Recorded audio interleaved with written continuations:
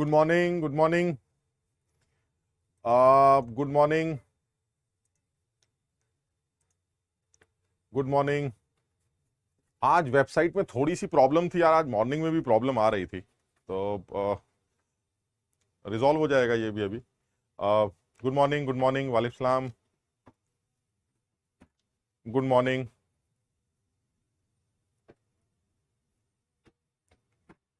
Good morning. ठीक है, तो हम लोग जो कल डिस्कस कर रहे थे वो हम लोग केमिकल इक्विलिब्रियम में होमोजीनियस इक्विलिब्रियम के बारे में बात कर रहे थे। और होमोजीनियस इक्विलिब्रियम एक बेसिक सा इक्विलिब्रियम था जिसमें आप बहुत सीधी तरीके से ये निकाल सकते हैं कि किसके कितने मोल बनेंगे, किसके कितने मोल बचेंगे, क्योंकि उस केस में बड़ी आसानी से आप ये प्रिडिक्ट कर सकते हैं कि भाई अगर मैंने केसी का एक्सप्रेशन लिख दिया तो केसी का एक्सप्रेशन लिखते ही जो एक्स के टर्म्स में अननोन आएंगे आप उन अननोन्स को कैलकुलेट करके सॉल्व कर सकते हैं। तो बहुत आसान है, उसमें ज्यादा झंझट नहीं है, बहुत सीधी तरीके से सॉल्व करा जा सकता है। जैसे इसमें इस पूरे खेल में एक केस और बना सकते हैं, एक केस और सोच सकते हैं, वो बड़ा सीधा सा केस है। ये जो केमिकल इक्विलिब्रियम है ये पूरा, जैसे सपोज एक एग्जांपल ले लेता हूं मैं, मान लीजिए मेरे पास एक रिएक्शन है A gas plus B gas is in equilibrium with C gas plus D gas. मान लीजिए ये एक इक्विलिब्रियम। अब इस इक्विलिब्रियम के बारे में अगर मैं ये बात बोलूं कि इस इक्विलिब्रियम के लिए ये वैल्यू क्या होगी, एक वैल्यू है जिसके बारे में बात कर रहा हूं, वो है C D by A B. वो कह रहा है ये बताइए C D by A B की वैल्यू किसके बराबर होगी। तो मैं उसको क्या जवाब दूंगा कि आप C D by A B की वैल्यू किस टाइम पर पूछ रहे हैं, आप मुझसे C D by A B की वैल्यू आप मुझसे किस टाइम के लिए पूछ रहे हैं। तो अगर मैं ये कहता हूं कि at T is equal to zero आप C D upon A B की वैल्यू कैलकुलेट करिए, तो at T is equal to zero, क्योंकि सी और डी होंगे ही नहीं, तो C D by A B की वैल्यू जीरो होगी, क्योंकि सी डी तो जीरो है। लेकिन जैसे जैसे टाइम गुजरता जाएगा वैसे सी और डी बढ़ते चले जाएंगे और ए और बी वो कम होते चले जाएंगे, यानी सी डी इंक्रीज करता जाएगा, ए बी डिक्रीज करता जाएगा, तो ये वैल्यू इंक्रीज करती चली जाएगी। यानी मेरे कहने का मतलब है कि किसी भी इक्विलिब्रियम के लिए या किसी भी रिएक्शन के लिए आप एक पर्टिकुलर पॉइंट, एक पर्टिकुलर वैल्यू जो कि ये होती है जिसको आप इक्विलिब्रियम कांस्टेंट में रिप्रेजेंट करते हैं, इसकी वैल्यू तो आप किसी भी इंस्टेंट पे निकाल सकते हैं। इसकी वैल्यू तो आपको सीडी और एबी की वैल्यू अगर मैं आपको दे दूं तो आप किसी भी इंस्टेंट पर इस एक्सप्रेशन को सॉल्व कर सकते हैं। लेकिन ये एक्सप्रेशन इक्विलिब्रियम कांस्टेंट की तरह तब बिहेव करेगा जब आप सीडी बाई एबी की वैल्यू वो रखेंगे जो इक्विलिब्रियम की कॉन्सेंट्रेशन है। यानी किसी भी इंस्टेंट पर आप सीडी एबी की वैल्यू रखिए, एक वैल्यू आ जाएगी, वो वैल्यू लेकिन इक्विलिब्रियम कांस्टेंट नहीं होगी। वो इक्विलिब्रियम कांस्टेंट तब होगी जब सीडी और एबी की वैल्यूज वो रखी जाएं जो इक्विलिब्रियम वाली। मेरी बात समझना, यानी कहने का मतलब यह हुआ कि आप अगर CD बाई ए बी की वैल्यू निकाल रहे हैं, ठीक, तो आप किसी भी इंस्टेंट पर CD बाई ए बी की वैल्यू निकाल सकते हैं। जैसे जीरो टाइम पर CD बाई ए बी की वैल्यू जीरो होनी चाहिए, अगर C और D डब्बे में शुरू में है ही नहीं तो CD by A B zero आ जाएगा। ठीक, जैसे जैसे टाइम गुजरता जाएगा वैसे वैसे CD बाई ए बी की वैल्यू बढ़ती चली जाएगी, बढ़ती चली जाएगी। एक टाइम ऐसा आएगा जब CD और AB की वैल्यू कांस्टेंट हो जाएगी, क्योंकि इक्विलिब्रियम अटेन हो जाएगा। और उस कांस्टेंट टाइम पर जब वो CD बाई ए बी की वैल्यू कांस्टेंट होगी तो वही वैल्यू इक्विलिब्रियम कांस्टेंट के नाम से जानी जाएगी। यानी जनरल तौर पे बात करें तो इस वैल्यू को रिएक्शन कोशेंट का नाम दिया जाता है। This is reaction quotient. ये वैल्यू रिएक्शन कोशेंट है और रिएक्शन कोशेंट की वैल्यू किसी भी इंस्टेंट पे निकाल सकते हैं। मेरे कहने का मतलब है अगर मैं रिएक्शन कोशेंट को टाइम के साथ रिलेट करूं तो बिल्कुल साफ समझ में आता है कि रिएक्शन कोशेंट की वैल्यू तो आप किसी भी टाइम पर प्रिडिक्ट कर सकते हैं। यानी at T is equal to zero reaction quotient की वैल्यू जीरो होगी। जैसे से टाइम गुजरता जाएगा ये वैल्यू बढ़ती चली जाएगी, क्योंकि सीडी का अमाउंट बढ़ता जाएगा और एबी का अमाउंट घटता चला जाएगा। अब अगर सीडी का अमाउंट बढ़ता जा रहा है, एबी का अमाउंट घटता जा रहा है, तो ये क्यू की वैल्यू इंक्रीज करती चली जा रही। और एक टाइम ऐसा आएगा जब ये क्यू की वैल्यू कांस्टेंट हो जाएगी। क्यों? क्योंकि इक्विलिब्रियम अटेन हो जाएगा, और जब इक्विलिब्रियम अटेन हो जाएगा तो सीडी और एबी की वैल्यूज कांस्टेंट हो जाएंगी, तो इस क्यू को भी कांस्टेंट होना पड़ेगा। यानी ये वैल्यू लगातार बढ़ती चली जा रही है, बढ़ती चली जा रही है, और एक पॉइंट ऐसा आएगा जब ये वैल्यू कांस्टेंट होगी, और जिस टाइम पर ये वैल्यू कांस्टेंट हो जाएगी उस पॉइंट को ही इक्विलिब्रियम का टाइम बोला जाएगा। यानी मेरे कहने का मतलब यह हुआ कि शुरू के टाइम पर रिएक्शन कोशेंट इक्विलिब्रियम कांस्टेंट से छोटा था, क्योंकि रिएक्शन कोशेंट इक्विलिब्रियम कांस्टेंट से छोटा था, क्योंकि सीडी और एबी का वैल्यू रिएक्शन कोशेंट जो निकाला आपने वो शुरू में कम था और वो बढ़ता जा रहा है, बढ़ता जा रहा है, बढ़ता जा रहा है। और किसको पकड़ने की कोशिश कर रहा है? वो पकड़ने की कोशिश कर रहा है इक्विलिब्रियम कांस्टेंट को। यानी जिस पॉइंट पर रिएक्शन कोशेंट और इक्विलिब्रियम कांस्टेंट बराबर होंगे वो टाइम आपका इक्विलिब्रियम का टाइम होगा। यानी मेरे कहने का मतलब है इस पूरे इक्विलिब्रियम को सिर्फ एक चीज गवर्न करती है और वो है रिएक्शन कोशेंट। अगर चार लोग बर्तन में बंद करके ढक्कन बंद कर दिया जाए तो वो चारों लोग पहले आपस में बात करते हैं कि भाई ये बताइए हमारा रिएक्शन कोशेंट कितना है। वो कहेंगे हमारा रिएक्शन कोशेंट 5 है, और फिर वो ये बात करेंगे कि इस टेंपरेचर पर हमारा इक्विलिब्रियम कांस्टेंट क्या था। तो उसने कहा वो 10 था। अगर मैं आज 5 हूं और मुझे 10 तक जाना है तो ये रिएक्शन फॉरवर्ड भागने लगेगी और अपने 5 को बढ़ाकर 10 करेगी, और जैसे ही वो 10 निकल के आएगा रिएक्शन इक्विलिब्रियम अटेन कर लेगी। यानी एक चीज क्लियर है कि रिएक्शन कोशेंट अगर के से कम है तो रिएक्शन को फॉरवर्ड चलना पड़ेगा ताकि रिएक्शन कोशेंट बढ़ता चला जाए और वो के को पकड़ने की कोशिश करे। फिर अगर रिएक्शन कोशेंट की वैल्यू के से बड़ी है तो रिएक्शन को बैकवर्ड आना पड़ेगा, क्योंकि रिएक्शन कोशेंट इक्विलिब्रियम के टाइम पर के बराबर होता है। यानी किसी भी वजह से अगर रिएक्शन कोशेंट की वैल्यू, इस चीज की वैल्यू के से बड़ी, तो रिएक्शन को पीछे आना पड़ेगा, क्योंकि इस चीज की वैल्यू हमेशा किसके बराबर होनी है? इक्विलिब्रियम पर के बराबर। यानी और अगर कभी किसी इंस्टेंट पर क्यू के बराबर दिया जाए तो रिएक्शन ऑलरेडी इक्विलिब्रियम में ही एग्जिस्ट करती होगी। यानी मेरे कहने का मतलब है कि किसी भी केस में, चाहे वो किसी भी तरह का इक्विलिब्रियम हो, हमेशा रिएक्शन कोशेंट डिसाइड करता है कि रिएक्शन आगे जा रही है या रिएक्शन पीछे आ रही है। अगर रिएक्शन कोशेंट को ऐसा लगता है कि मेरी आज की वैल्यू मेरे पर्टिकुलर टेंपरेचर पर इक्विलिब्रियम कांस्टेंट की वैल्यू से कम है तो रिएक्शन अपना रिएक्शन कोशेंट बढ़ाएगा और उसको इक्विलिब्रियम कांस्टेंट के बराबर करेगा, और बढ़ाने के लिए प्रोडक्ट्स को बढ़ना पड़ेगा और रिएक्टेंट्स को घटना पड़ेगा। इसका मतलब रिएक्शन फॉरवर्ड चलती चली जाएगी। जैसे रिएक्शन कोशेंट के बराबर आएगा रिएक्शन बराबर हो जाएगी, इक्विलिब्रियम सेट हो जाएगा। या ऐसा भी हो सकता है रिएक्शन ये कोशेंट ये कह रहा है कि भाई मेरी वैल्यू तो ऑलरेडी के से ज्यादा आ रही है यार, और अगर मेरी वैल्यू ऑलरेडी के से ज्यादा आ रही है तो इस रिएक्शन को पीछे की तरफ जाना पड़ेगा, और पीछे की तरफ जाने के लिए रिएक्शन को बैकवर्ड डायरेक्शन में मूव करना पड़ेगा, जिसकी वजह से प्रोडक्ट्स का अमाउंट घटने लगेगा और रिएक्टेंट्स का अमाउंट इंक्रीज करने लगेगा। और अगर किसी इंस्टेंट पर रिएक्शन कोशेंट ऑलरेडी के बराबर दे रखा है तो रिएक्शन ना आगे जाएगी ना पीछे जाएगी, जितनी स्पीड से आगे जाएगी उतनी ही स्पीड से पीछे आएगी। यानी वही इंस्टेंट आपका, जिस इंस्टेंट पर आपने चारों लोगों को बर्तन में डाला और उनका रिएक्शन कोशेंट इक्विलिब्रियम कांस्टेंट के बराबर आ गया, वही इंस्टेंट आपका इक्विलिब्रियम का इंस्टेंट होगा। रिएक्शन का चलना आपको नजर नहीं आएगा। इसको सब लोग समझने की कोशिश करना। बहुत सीधा सी बात कर रहे हैं, जैसे मैं एक आध एग्जाम्पल लेके बात कर लेता हूं।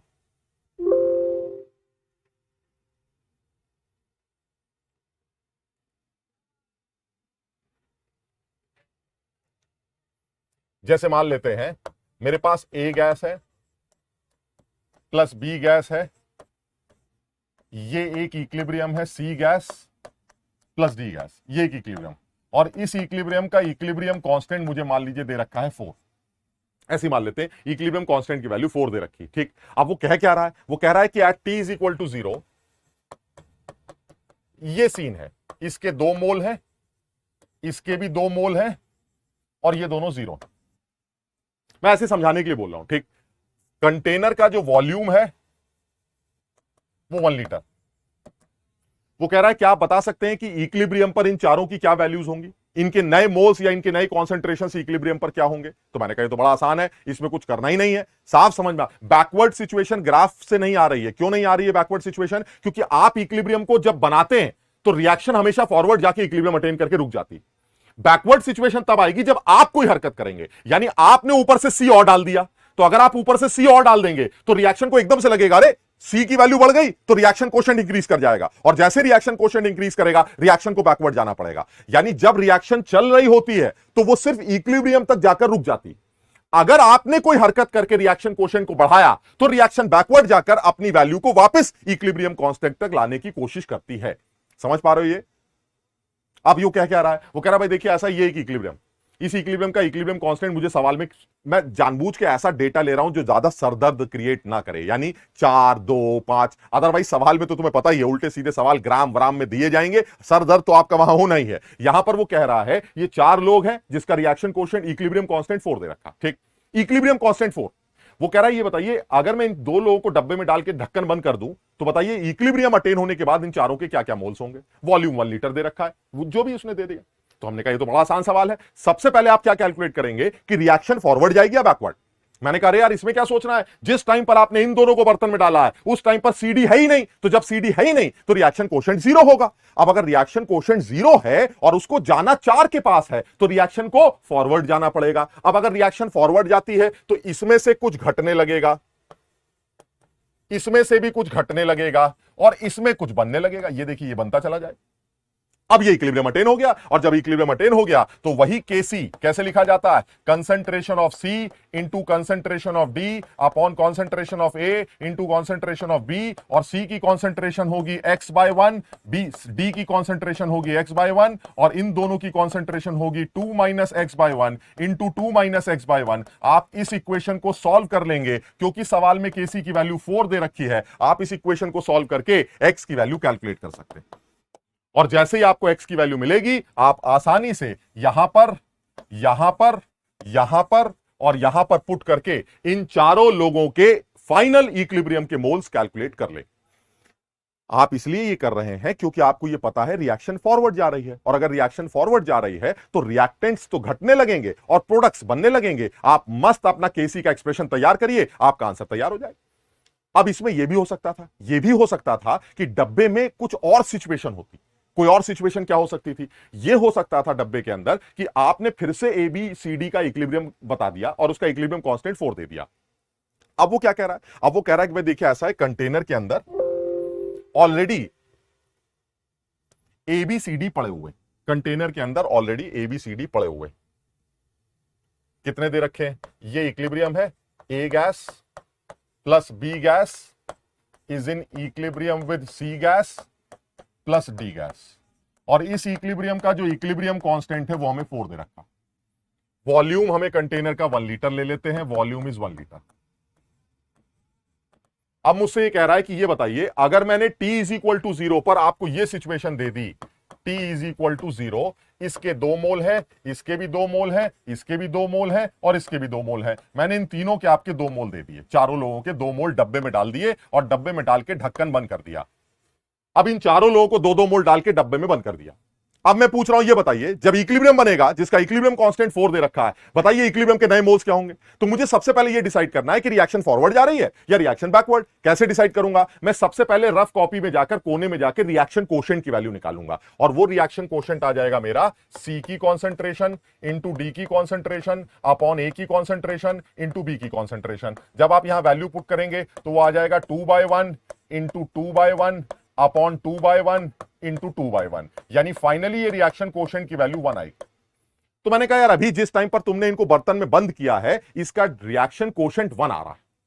अब अगर इसका रिएक्शन कोशेंट 1 आ रहा है और केसी की वैल्यू 4 है तो रिएक्शन कोशेंट क्या कहेगा? कहेगा अरे यार अभी तो हम बहुत नीचे पड़े हुए हैं, वो केसी है, हम यहां पड़े हुए हैं, चलो चलो केसी की तरफ भागते हैं। अब अगर केसी की तरफ भागोगे तो रिएक्शन को फॉरवर्ड ले जाना पड़ेगा, क्योंकि रिएक्शन कोशेंट बढ़ाने के लिए सीडी बढ़ना चाहिए और ए बी घटना चाहिए, यानी रिएक्शन फॉरवर्ड चलेगी। अब अगर रिएक्शन फॉरवर्ड चलेगी तो इसमें से कुछ घट जाएगा, इसमें से भी कुछ घट जाएगा, इसमें कुछ बन जाएगा, इसमें से भी कुछ बन जाएगा। समझना जरा, इसमें से घट रहा है और वही एक्स अमाउंट इनमें बढ़ रहा है, यानी अब जो केसी आएगा वो केसी की वैल्यू क्या आएगी? 2 + x/1 into 2 + x/1 upon 2 - x/1 into 2 - x/1, और वो होगा फाइनल केसी। इससे आप x की वैल्यू सॉल्व करके यहां पर, यहां पर, यहां पर और यहां पर पुट करके आपको इक्विलिब्रियम के फाइनल मोल्स देखने को मिल जाएंगे। समझो इस बात को। मैं ये बताना चाह रहा हूं कि कई बार ऐसा हो सकता है कि आपको ये डिसाइड करना पड़े कि रिएक्शन फॉरवर्ड जा रही है या बैकवर्ड। वो कैसे डिसाइड होता है? रिएक्शन का फॉरवर्ड या बैकवर्ड डिसाइड करने का सिर्फ एक तरीका है, रिएक्शन कोशेंट अगर इक्विलिब्रियम कांस्टेंट से कम है तो रिएक्शन फॉरवर्ड जाएगी, और अगर रिएक्शन कोशेंट इक्विलिब्रियम कांस्टेंट से बड़ा है तो रिएक्शन बैकवर्ड जाएगी, और अगर रिएक्शन कोशेंट ऑलरेडी इक्विलिब्रियम के कांस्टेंट के बराबर है तो रिएक्शन उसी टाइम, जिस टाइम पर आप उन चारों को डब्बे में डालेंगे वो उसी टाइम इक्विलिब्रियम बना लेगी और रिएक्शन ना आगे जाएगी ना पीछे जाएगी।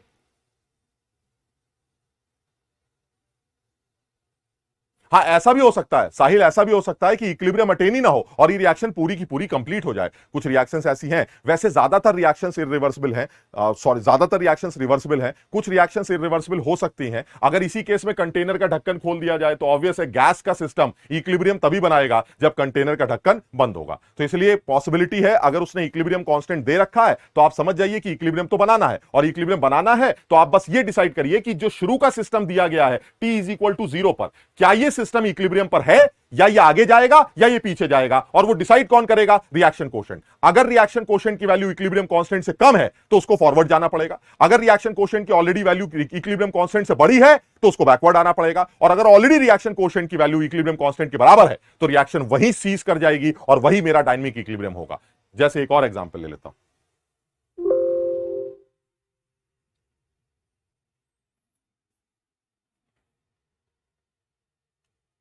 फिर से यही इक्विलिब्रियम ले लेते हैं।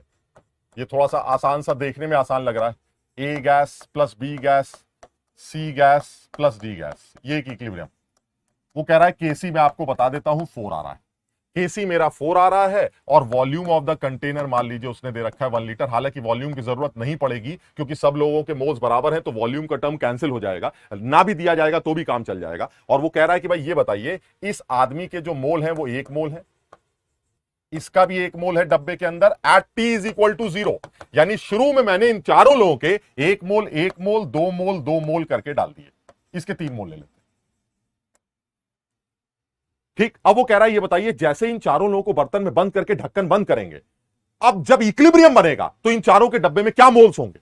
बड़ा बढ़िया सवाल है। हमने कहा ये तो बड़ा आसान है। वेलोसिटी कांस्टेंट का मतलब रेट कांस्टेंट होता है बेटा, छोटा के। याद है केएफ के भी कल निकाले थे, दैट इज वेलोसिटी कांस्टेंट। उसको रेट कांस्टेंट या वेलोसिटी कांस्टेंट के नाम से जाना जाता है। ठीक, अब वो ये कह रहा है कि बताइए अगर इन चारों को बर्तन में बंद कर दिया जाए तो अब क्या करें? तो मैंने कहा एक काम करते, जब आप इसको बर्तन में बंद करेंगे तो इस रिएक्शन का रिएक्शन कोशेंट क्या है उस टाइम पर, जिस टाइम पर आपने बर्तन में बंद किया। तो मैंने कहा ठीक है, कोने में जल के चेक कर लेते हैं। आपने सबसे पहले रिएक्शन कोशेंट निकाला, इट इज अगेन सी की कॉन्सेंट्रेशन डी की कॉन्सेंट्रेशन अपॉन ए की कॉन्सेंट्रेशन इंटू बी की कॉन्सेंट्रेशन। क्या वैल्यूज पुट करेंगे? सी की वैल्यू हो गई 2/1 इंटू 3/1 अपॉन 1/1 इंटू 1/1, और ये वैल्यू निकल के आ रही है 6। मैंने कहा अरे ये क्या, जब तुमने इसको बर्तन में डाला तो रिएक्शन कोशेंट की ऑलरेडी वैल्यू 6 आ रही है और इक्विलिब्रियम कांस्टेंट 4 है। अरे तो ये तो पहले ही इक्विलिब्रियम कांस्टेंट से ज्यादा है, इसको तो इक्विलिब्रियम कांस्टेंट के बराबर करना पड़ेगा। तो अब आपको रिएक्शन कोशेंट घटाना पड़ेगा। कैसे घटता है रिएक्शन कोशेंट बताओ? जब सीडी घटे और ए बी बढ़े। सीडी कैसे घटेगा? जब रिएक्शन बैकवर्ड चलेगी, यानी अब ये रिएक्शन बैकवर्ड चलेगी और इसमें से कुछ घटेगा, इसमें से कुछ घटेगा, और इसमें से कुछ बनने लगेगा, और इसमें भी कुछ बनने लगेगा, और ये मेरी इक्विलिब्रियम की सिचुएशन होगी। Now the new equilibrium moles are 1 plus x, 1 plus x, 2 minus x, 3 minus x. Now you get the equilibrium constant which is equal to 4, which is equal to 2 minus x by 1 into 3 minus x by 1 upon 1 plus x by 1 into 1 plus x by 1। आप इससे x की value solve कर लेंगे और ये x की value उठाकर यहां पुट कर देंगे और आपको इन चारों लोगों के इक्विलिब्रियम के मोल्स देखने को मिल जाएंगे। यानी आप डिसाइड करिए सबसे पहले कि आपकी रिएक्शन फॉरवर्ड जा रही है या बैकवर्ड जा रही है। बहुत सीधा है। कैसे सर? रिएक्शन कोशेंट सब बता देगा। अगर रिएक्शन कोशेंट जिसका एक्सप्रेशन इक्विलिब्रियम कांस्टेंट जैसा ही होता, लेकिन उसकी वैल्यू किसी भी इंस्टेंट पर कुछ भी निकाली जा सकती है, लेकिन इक्विलिब्रियम कांस्टेंट कांस्टेंट होता, यानी ये रिएक्शन कोशेंट अपने आप से पूछता है कि क्या मेरी केसी के बराबर वैल्यू है? अगर है तो ठीक, नहीं है तो मुझे केसी के पास पहुंचना है। अब अगर केसी के पास पहुंचने के लिए उसको आगे जाना पड़ा तो वो आगे जाएगा, पीछे जाना पड़ा तो पीछे जाएगा। आगे जाना है तो कुछ यहां घटाइए वहां जोड़िए, और अगर पीछे जाना है तो वहां घटाइए यहां जोड़िए, और फिर उस एक्सप्रेशन को केसी से इक्वेट करके एक्स की वैल्यू कैलकुलेट कर सकते हैं। हाँ अमित, ये क्वाड्रेटिक बनेगी तो इसके 2 सॉल्यूशंस आएंगे। आप खुद भी अकल लगा सकते हैं कि उन दोनों सॉल्यूशंस में से कौन सा सॉल्यूशन बेटर सॉल्यूशन होगा। हो सकता है एक्स की वैल्यू नेगेटिव आ रही हो सकता है एक्स की वैल्यू 1 से बड़ी या 3 से या 2 से बड़ी आ रही हो। आप अपने आप दिमाग लगाकर ये काम कर सकते हैं। और दूसरा ये भी है यार कि डेटा तो मैं सोच के बना नहीं रहा हूं, आंसर के चक्कर में हम बिल्कुल नहीं पढ़ रहे हैं। हम सिर्फ ये सीख रहे हैं कि किसी भी होमोजीनियस इक्विलिब्रियम में अगर आपको रिएक्टेंट्स के मोल्स या प्रोडक्ट्स के मोल्स गिवन होते हैं तो आप फाइनल इक्विलिब्रियम मोल्स कैसे कैलकुलेट करते हैं। ये बिल्कुल सीधी सी बात कर रहे हैं।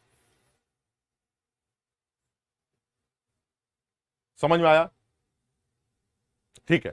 अब और एक बात कर लेते हैं। मान लीजिए वो ये कहता है कि भाई ऐसा है, मेरे पास फिर यही 4 लोग हैं। मैंने कहा ठीक है, ले आइए 4 लोग। उसने फिर वही 4 लोग ले लिए। अब ये जो 4 लोग निकल के आ रहे हैं, इस बार वो 4 लोग फिर से हमें दे रहा है और वो ये कह रहा है कि मेरे पास फिर से यही इक्विलिब्रियम है। A gas plus B gas is in equilibrium with C gas plus D gas. ये एक इक्विलिब्रियम। अब वो ये कह रहा है कि भाई ऐसा है बर्तन में, और इसका इक्विलिब्रियम कांस्टेंट मुझे दे रखा है suppose 4।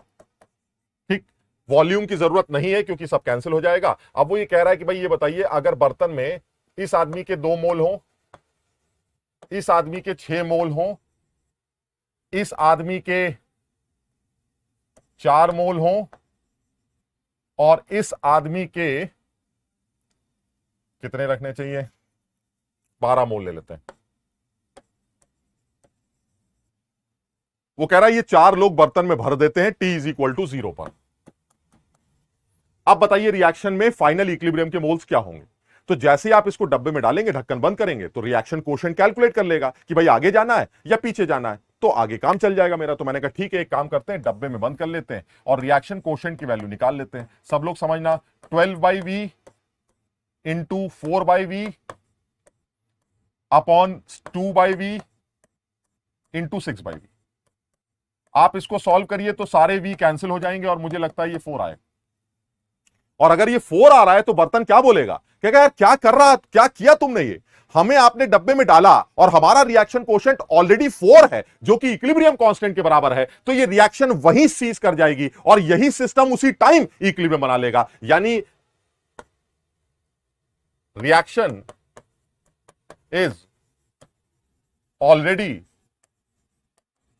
at equilibrium, so these moles will be the moles at equilibrium also। यानी ना आगे जाना है ना पीछे जाना है, यही मोल्स वैसे के वैसे रह जाएंगे। क्यों? क्योंकि रिएक्शन कोशेंट की ऑलरेडी वैल्यू कितनी है, इक्विलिब्रियम कांस्टेंट के बराबर। यानी आपको कुछ नहीं करना है। जब बर्तन में आप एक से ज्यादा रिएक्टेंट भरते हैं, प्रोडक्ट भरते हैं, तो आपको सिर्फ ये चेक करना है कि क्या रिएक्शन आगे जाएगी या पीछे, और वो डिसाइड करेगा कोशेंट। अगर कोशेंट की वैल्यू कम है इक्विलिब्रियम कांस्टेंट से, तो आप आगे की तरफ ले जाइए, तो घटाइए x, उधर जोड़िए।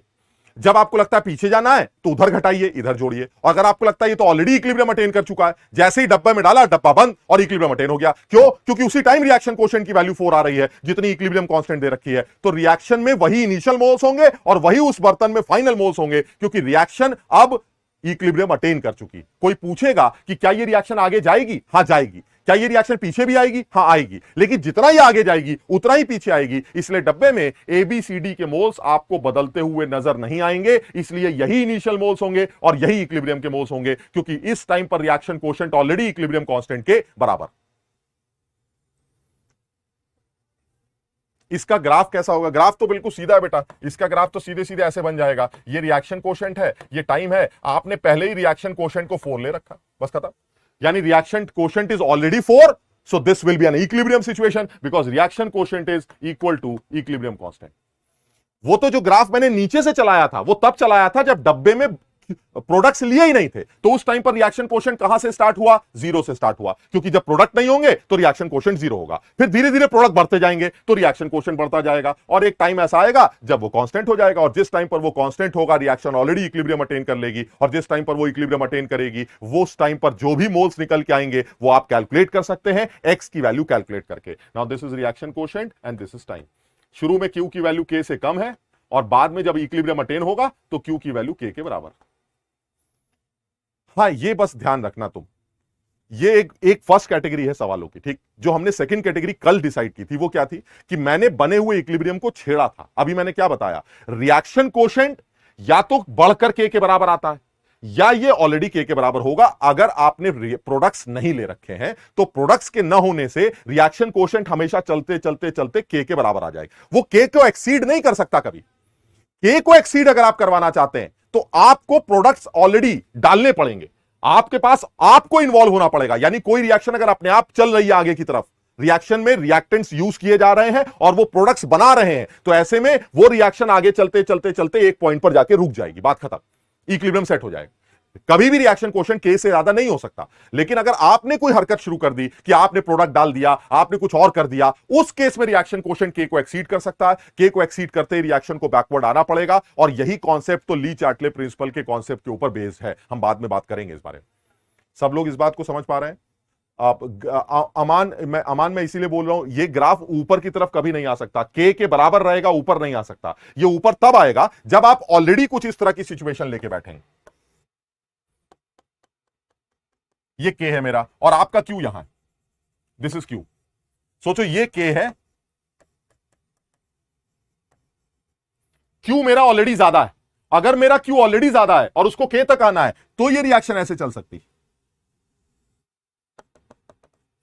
लेकिन क्यू ऑलरेडी ज्यादा कब होगा? जब आप ऑलरेडी प्रोडक्ट डाल के बैठे होंगे। यानी अगर प्रोडक्ट जीरो है तो सीन एक ही चीज बनेगी, ऐसे और जाके कांस्टेंट, बस बात खत्म, ऊपर नहीं जा सकता ये। लेकिन अगर आपने ऑलरेडी प्रोडक्ट भर रखे हैं तो ऐसे में क्यू पहले से ज्यादा होगा, वो क्यू गिरने लगेगा और एक पॉइंट ऐसा आएगा जब वो के बराबर आ जाएगा। और जैसे ही वो के बराबर आएगा इक्विलिब्रियम सेट हो जाएगा। और इस पॉइंट पर क्यू की वैल्यू के से ज्यादा है, लेकिन इस पॉइंट पर क्यू की वैल्यू के बराबर आ जाएगी। सब लोगों को यह बात समझ में आई? सब लोग अच्छे से समझना, बहुत आसान सा है यार। देखो केमिकल इक्विलिब्रियम एक ऐसा चैप्टर है जिसपे सिर्फ क्वेश्चंस वगैरह करने हैं तुम्हें। सिर्फ क्वेश्चंस की थोड़ी थोड़ी प्रैक्टिस कर लोगे तो ये चैप्टर इजी चैप्टर है। मैं सिर्फ इसके अंदर आने वाले कुछ मेन कॉन्सेप्ट्स जो हैं उनको डिस्कस कर रहा हूं। यानी पहली कैटेगरी होमोजीनियस इक्विलिब्रियम की क्या बन सकती है कि आपको इस तरह से कुछ डब्बा डाल के दे दिया जाएगा और आपसे पूछा जाएगा फाइनल मोल निकालो, ड्रामेबाजी करो, ठीक। दूसरी कैटेगरी क्या बन सकती है जिसमें आपको कुछ अजम्पशंस लेने पड़ेंगे। जैसे कल हमने बात की थी कि हमने एक बेईमानी की थी और वो बेईमानी सिर्फ तभी एप्लीकेबल होगी जब के की वैल्यू बहुत बड़ी दी जाए। और ऐसा सिर्फ तभी होता है जब आप किसी कॉम्प्लेक्स आयन के फॉर्मेशन की बात करते हैं। तीसरा केस हमने पढ़ा था, उस तीसरे केस में हमने पढ़ा था जब आप एग्जिस्टिंग इक्विलिब्रियम को डिस्टर्ब करते हैं। वो सबसे इंपॉर्टेंट कॉन्सेप्ट। पिछले में 1+x ऊपर क्यों नहीं लिखा? रिएक्शन उल्टी हो रही। रिएक्शन उल्टी, अगर तुम्हें 1+x को बेटा ऊपर रखना है तो आप 1+x को ऊपर रख दीजिए, लेकिन फिर k को पलट दीजिएगा। याद है रिएक्शन को उल्टा करते ही k पलट जाता है, तो आप k को पलट दीजिए, उधर इसको पलट दीजिए। अरे एक ही बात है यार, कैसी बातें कर रहे हो, समझो बात को। अगर आपको उल्टा लिखना है आप उल्टा लिख लीजिए, यानी आप इनको रिएक्टेंट मान लीजिए, इनको प्रोडक्ट मान लीजिए। लेकिन रिएक्शन उल्टी लिखोगे तो k भी तो उल्टा होगा, और अगर k उल्टा हो गया, हम भी उल्टे तुम भी उल्टे, तो सब दुनिया उल्टी उल्टी उल्टी से सीधा आ गया। समझ लो बात को, तो कोई फर्क नहीं पड़ेगा, आंसर सेम ही आएगा। यहां तक सबके समझ में आ गया? सबको यहां तक बात समझ में आ गई? आयुष का आज बर्थडे है भाई, हैप्पी बर्थडे आयुष। ठीक है, शोभित के समझ में आ गया, शाबाश। लास्ट वाला ग्राफ एक बार रिपीट कर दीजिए। लास्ट वाला ग्राफ बेटा देखो, ये वाला मैं बताता हूं, ये वाला जो ग्राफ मैंने बनाया लास्ट वाला, वो इस कहां गया? अरे ये एक सेकेंड, वो इसका ग्राफ था, इस सवाल का ग्राफ था। लास्ट वाला ग्राफ जो है वो इसका सवाल, इसका ग्राफ आप देखिए जरा। What is reaction quotient at t is equal to 0? t is equal to 0 the reaction quotient है। इसका तो नहीं लग रहा, इसका क्यू बड़ा है, हाँ इसका क्यू बड़ा, तो इसका मतलब the reaction quotient is already 6। अगर रिएक्शन कोशेंट ऑलरेडी 6 है और k की वैल्यू 4 है, इसका मतलब आप पहले ही बड़े हैं। यानी ये k है जो कि 4 है और आप 6 पर हैं, ये 6 है। इसके अलावा आप 6 पर हैं और आपको 4 पर आना है, तो क्या होगा? नीचे आना पड़ेगा ना, तो रिएक्शन बैकवर्ड चलेगी। ये सीन बने। समझ पाए सब लोग? शाबाश।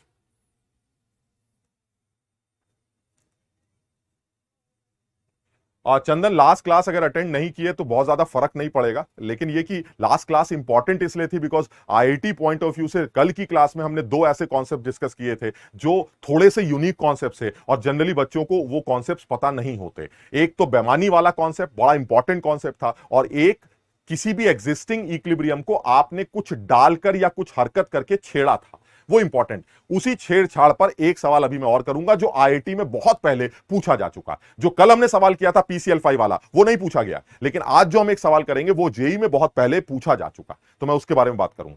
ठीक, what is the difference between electron gain enthalpy and electron affinity? अब जबरदस्त डिफरेंस है यार, electron gain enthalpy and electron affinity, इसमें इतना जबरदस्त अंतर है कि आप सोच ही नहीं सकते। Affinity is the property of an atom, समझो, ये एक इलेक्ट्रॉन को अट्रैक्ट करने की चाहत है, समझो बात। यानी एक एटम किसी इलेक्ट्रॉन को एक्सेप्ट करना चाह रहा है, कितनी शिद्दत से चाहता है उसको एक्सेप्ट करना, वो उसकी एफिनिटी होती। और इस प्रॉपर्टी को कैसे पता चलेगा बताइए, उसकी चाहत अच्छी है कि खराब है? आपको कैसे पता चलेगा? क्या एटम आपसे बात करता है? सर एटम मुझसे बात करके बताएगा मेरी चाहत बहुत अच्छी है, मेरी चाहत बहुत अच्छी है। वो खुद तो कुछ बोलता ही नहीं है, तो मुझे कैसे पता चलेगा कि उसकी इलेक्ट्रॉन के लिए चाहत अच्छी है या इलेक्ट्रॉन के लिए चाहत खराब है? मैं क्या करूंगा? मैं जुगाड़ लगाऊंगा। मैं क्या करूंगा कि उस एटम के सामने एक इलेक्ट्रॉन लेकर ऐसे धीरे से सरका दूंगा, वो एटम खड़ाक से उस इलेक्ट्रॉन को पकड़ लेगा। तो मुझे तो पता नहीं चलेगा क्या हुआ, लेकिन उससे एनर्जी निकलेगी, मैं उस एनर्जी को नाप लूंगा। जितनी ज्यादा एनर्जी निकलेगी मैं समझ जाऊंगा इसकी चाहत मस्त। यानी ये जो चाहत है, इस प्रॉपर्टी को नापने का मेजरमेंट गेन इंथैल्पी होता। जितनी ज्यादा एनर्जी रिलीज होती है, जिसको आप इलेक्ट्रॉन गेन इंथैल्पी कहते हैं, उसकी चाहत उतनी ही ज्यादा होती। समझे बात को? यानी affinity is a property of an atom, but to measure this property we need electron gain enthalpy. Because atom अगर खुद ब खुद बोल देता कि भाई साहब मेरी चाहत अच्छी है, इसकी चाहत खराब है, बात खत्म हो गई। लेकिन वो बोलेगा नहीं, तो मैं क्या करूंगा? दोनों को खड़ा करूंगा और दोनों के सर पे एक इलेक्ट्रॉन मारूंगा। जितनी ज्यादा एनर्जी जो रिलीज करेगा, उसकी चाहत उतनी ज्यादा होगी, उसकी एफिनिटी भी उतनी ज्यादा होगी। कुछ समझ पाए इस बात को? सबके बात समझ में आई? इलेक्ट्रोनेगेटिविटी और एफिनिटी से कोई लेना देना बातों का नहीं है यार। Negativity is a property of an atom in the combined state to attract shared electrons. Atom अकेला नहीं है। Affinity is for isolated gases atom, अकेला मैं हूं, कोई और नहीं, किसी और से कोई मतलब नहीं। लेकिन गेन इंथैल्पी इलेक्ट्रोनेगेटिविटी में दो एटम्स जुड़े होते हैं, उन दोनों के बीच में जो शेयर्ड इलेक्ट्रॉन्स हैं, उनको खींचने की जिसकी ताकत ज्यादा है, उसकी नेगेटिविटी ज्यादा है। एंड दिस इज ऑब्वियस कि negativity should be a relative term. Why? Because it depends on the power of the another atom. आज मैं तुमसे ज्यादा ताकतवर हूं तो खींच लूंगा, लेकिन कल कोई और मुझसे ज्यादा ताकतवर आ गया तो वो खींचेगा, मैं नहीं खींच पाऊंगा। So negativity is relative, but affinity is an absolute value. इसलिए नेगेटिविटी की कोई यूनिट भी नहीं होती। इलेक्ट्रॉन नेगेटिविटी तो सीधे सीधे निकाली जाती है। It is a unitless number because this is a relative number, but affinity has a unit क्योंकि वो गेन इंथैल्पी जूल से, किलो जूल से या परमोल से निकाली जाती है। यहां तक समझ में आ गया? ठीक, बहरहाल आगे बढ़ते हैं। तो वो ये कह रहा है कि ठीक है, इस तरह से आप इस तरह का एक बेसिक सवाल डिस्कस कर सकते हैं। ठीक, तो मैं एक इस होमोजीनियस इक्विलिब्रियम के बारे में एक बात और ले लेता हूं। मोहन सिंह, मैं एक बार और इस बात को डिस्कस करता हूं, एक और बात करते हैं। इस सवाल पे आते हैं जो तुम्हें दिखाई नहीं दे रहा है, लग रहा है भाई। अगर तुम्हें दिख रहा है तो ठीक है, नहीं तो मैं इसका एक लैंग्वेज, अभी एक छोटा सा लैंग्वेज अपने फॉर्म में लिख देता हूं, एक सवाल का तरीका अपने हिसाब से लिख देता हूं। मुझे अचानक पता चला तो मैं क्लास के लिए सिर्फ एक आधी स्क्रीनशॉट लिख के लेके आ गया, बिकॉज सवाल कहीं ऐसा ना हो मैं भूल जाऊं। तो मैंने लिख लिया है। अगर तुम्हें दिखाई दे रहा है तो ठीक है, अगर नहीं दिख पा रहे हो तो मैं बताऊं मैं कह क्या रहा हूं। मैं ये कह रहा हूं कि मेरे पास एक बर्तन है, जिस बर्तन के अंदर CO गैस है, H2O गैस है, और ये CO2 गैस बना रही है और H2 गैस बना रही है।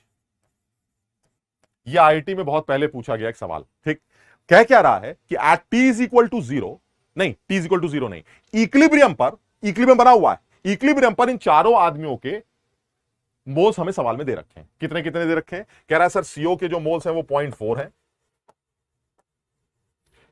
H2O के मोल्स 0.3 हैं, सर CO2 के मोल आपके 0.2 हैं और H2 के मोल 0.6 है। This is T is equal to T equilibrium.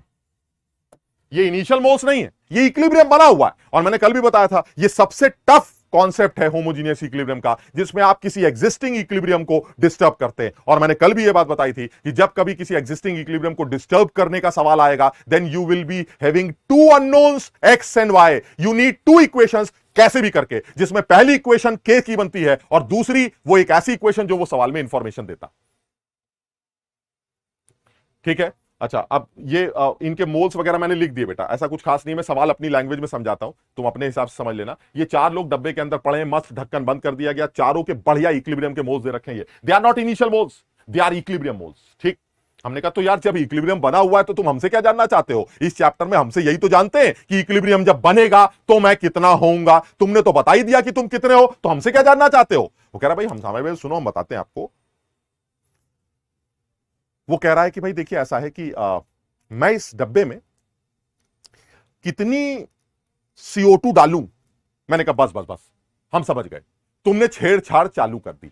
बढ़िया इक्विलिब्रियम शांति से बना हुआ था, चुपचाप आगे जा रहा था, धीरे से वापस आ रहा था, चुपचाप आगे जा रहा था, धीरे से वापस आ रहा था, बढ़िया इक्विलिब्रियम सेट था। Rate of forward and rate of backward reactions are same, the concentrations of all the species are constant. बढ़िया सुकून था। तुमने ये बोलकर दर्द दे दिया कि मैं अब इसमें CO2 डालूंगा। मैं समझ गया, अब ये छेड़ेगा, ये CO2 डालकर इस इक्विलिब्रियम को परेशान करेगा। मैंने कहा चल बोल क्या कहता। वो कह रहा भाई साहब ये बताइए मैं इसके अंदर कितनी CO2 डालूं। भाई मेंस के लेवल का भी सवाल है ये, आप बिल्कुल ये ना समझे कि ये एडवांस लेवल का ही सवाल है। ये मेंस में भी पूछा जा सकता है। लैंग्वेज बहुत इजी है और सवाल मुश्किल से 1.5 लाइन में सॉल्व हो जाएगा, मुश्किल से 1.5 लाइन। इसलिए मुझे बिल्कुल हैरानी नहीं होगी कि ये अगले साल ये मेंस में पूछ लिया जाए, मुझे बिल्कुल हैरानी नहीं होगी। और मुझे इस कॉन्सेप्ट से भी बिल्कुल हैरानी नहीं होगी कि वो इस तरह के किसी कॉन्सेप्ट को मेंस में यूज करे जिसमें आप एग्जिस्टिंग इक्विलिब्रियम को डिस्टर्ब करते हैं। भले ही ये टिपिकल कॉन्सेप्ट क्यों ना होता हो, लेकिन ये सवाल बढ़िया बनाता।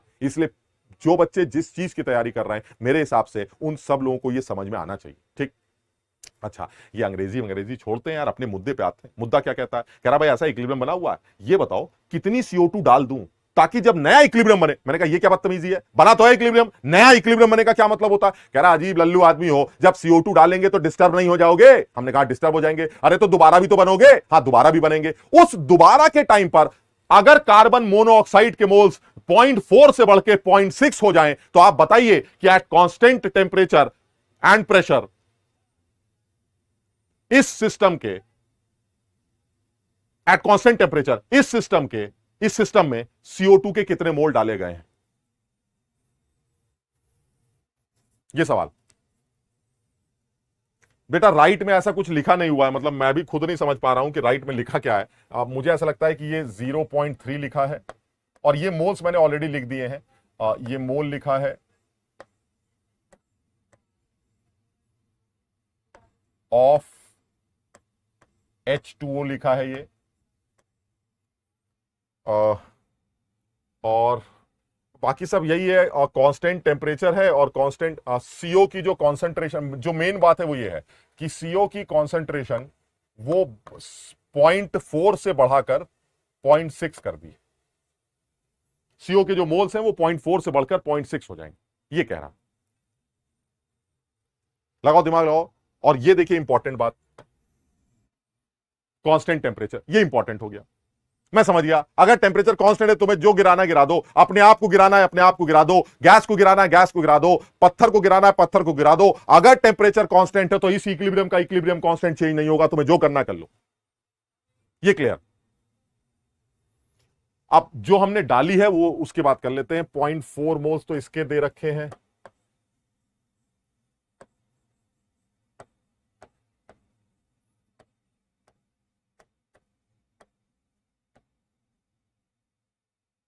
CO के 0.4 मोल तो CO के दे रखे हैं। और 1 लीटर का डब्बा है, ये सब बता रहा है इसने। कंसेंट्रेशन ऑफ CO2 ऐड की गई,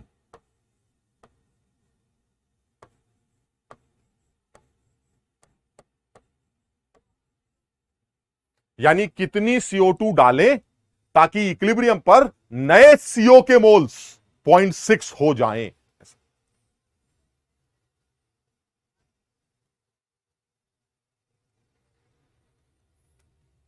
लवलेश, ये मेंस और एडवांस के डिफरेंस की बात नहीं है यार। पता नहीं, मैं तो आज तक समझ नहीं पाया, लेकिन तुम बच्चे सब हमेशा बहुत क्लियर रहते हो इस बात को कि सर मेंस का क्या होता है और एडवांस का क्या होता है। मुझे तो आज तक समझ में नहीं आई ये बात। क्यों? क्योंकि मुझे ऐसा लगता है मेंस और एडवांस का सिलेबस ऑलमोस्ट सिमिलर है, सिर्फ डिफरेंस क्वेश्चंस का लेवल का होता है।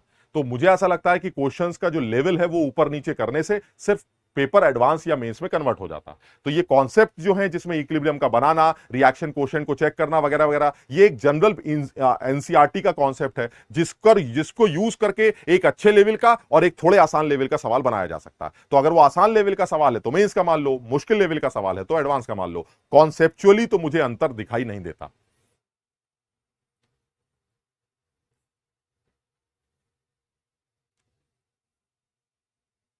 प्रथमेश, शाबाश बेटा। मोहम्मद फयाज 0.1 गलत है बेटा, एक्स्ट्रा CO2 विल बी 3/4। अनुराग मजा आ गया बेटा, वेरी गुड।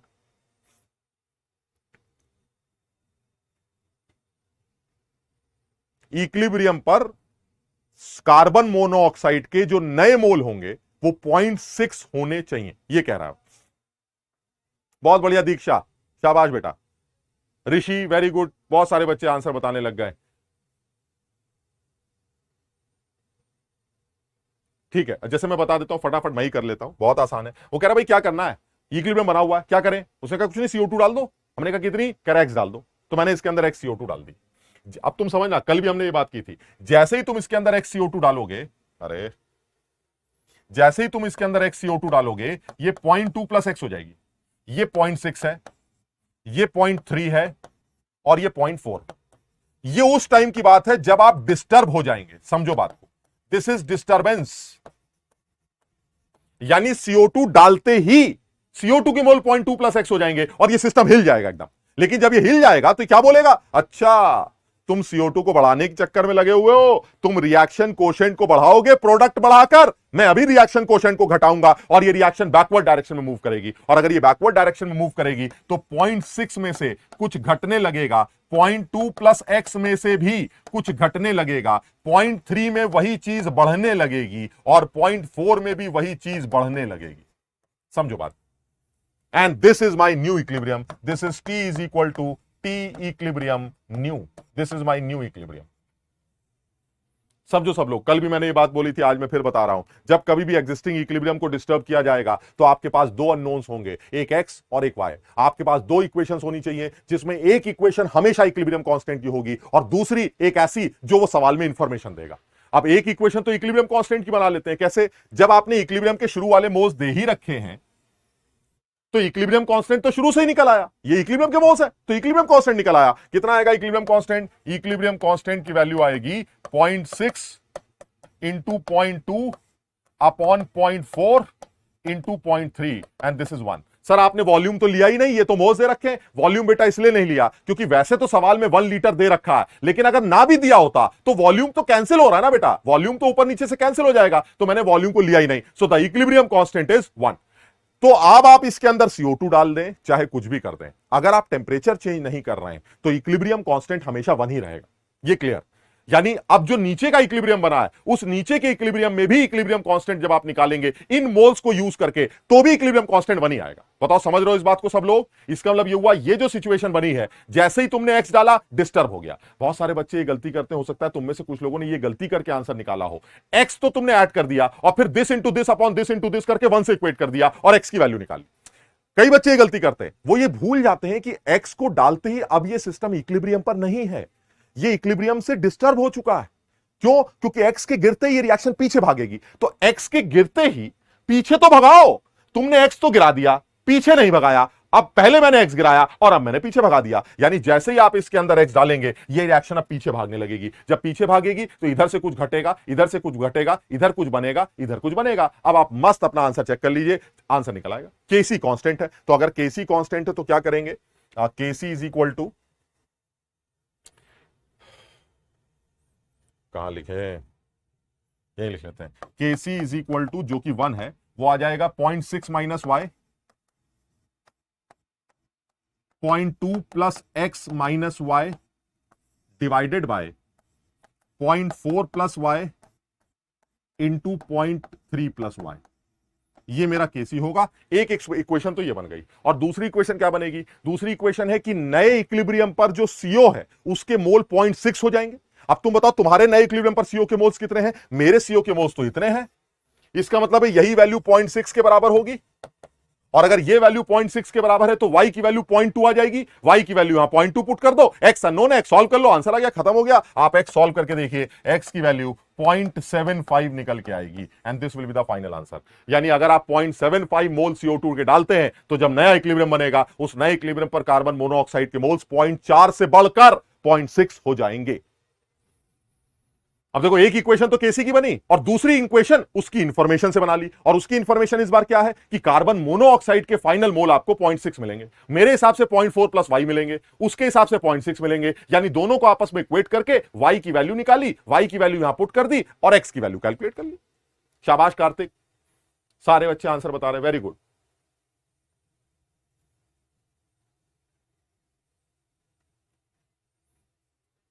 एक मिनट यार, पानी के लिए बोलता हूं।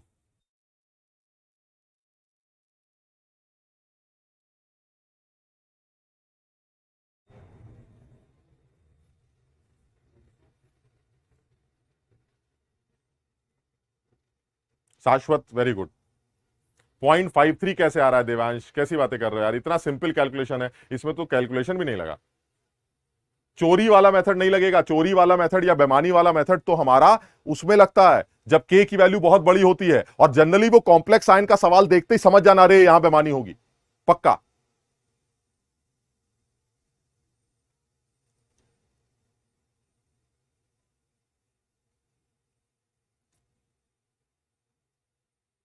नहीं, अगर टेम्परेचर वेरिएबल होगा तो बेटा ये पेन रखा है, ये मैंने रख दिया, क्योंकि अगर टेम्परेचर वेरिएबल होगा तो मुझे के की वैल्यू 1 नहीं मिलेगी। मैं सवाल कर सकता हूं, दोबारा पेन उठा सकता हूं तब जब मुझे नया के पता हो, समझो बात, और नया के मैं निकाल सकता हूं, लेकिन तुम्हें पता है उसके लिए क्या क्या चाहिए, नए टेम्परेचर चाहिए, डेल्टा एच चाहिए, ताकि वो लॉग वाला फॉर्मूला लगाकर आप KT2 निकाल पाए, फिर वो KT2 यहां रख दीजिएगा, तब भी आप सवाल कर लेंगे। लेकिन फिर वो बदतमीजी होगी ना यार, समझो, ऐसा नहीं कि कर नहीं सकते यार, सवाल को तो कैसा भी बना दो हम सब कर लेंगे, लेकिन फिर वो डेटा सवाल में सारा कुछ होना चाहिए जो जो मुझे चाहिए। इस केस में मुझे कुछ नहीं चाहिए, क्योंकि मुझे पहले के पता है, मैं बाद का के निकाल लूंगा, क्योंकि बाद का के भी पहले वाले के बराबर है। हाँ, अगर आपको टेम्परेचर वेरिएशन करना है तो कर लीजिए, मुझे दिक्कत नहीं है, आप नए नए टेम्परेचर बता दीजिए, उस रिएक्शन का डेल्टा एच बता दीजिए, और साथ में पहले वाला के बता दीजिए जो कि आपने 1 बता रखा है। अब मैं KT2 कैलकुलेट कर लूंगा और उस KT2 को यूज करके यहां पुट करके, भाई मुझे यहां एक वैल्यू चाहिए ना, वो वैल्यू मुझे मिल जाएगी, फिर मैं सॉल्व कर लूंगा, मुझे कोई फर्क नहीं पड़ता, हम कर सकते हैं। लेकिन वो सवाल एक अननेसेसरी लेंदी सवाल होगा, अच्छा माना जाएगा, लेकिन उस सवाल को करने के लिए मुझे टाइम चाहिए होगा। हां, डेटा ऐसा दिया जाए कि लॉग वाला एक्सप्रेशन आसानी से सॉल्व हो जाए अगर, तो ठीक है, फिर मैं उम्मीद करता हूं कि यह सवाल आपके एडवांस लेवल पर पूछा जा सकता है।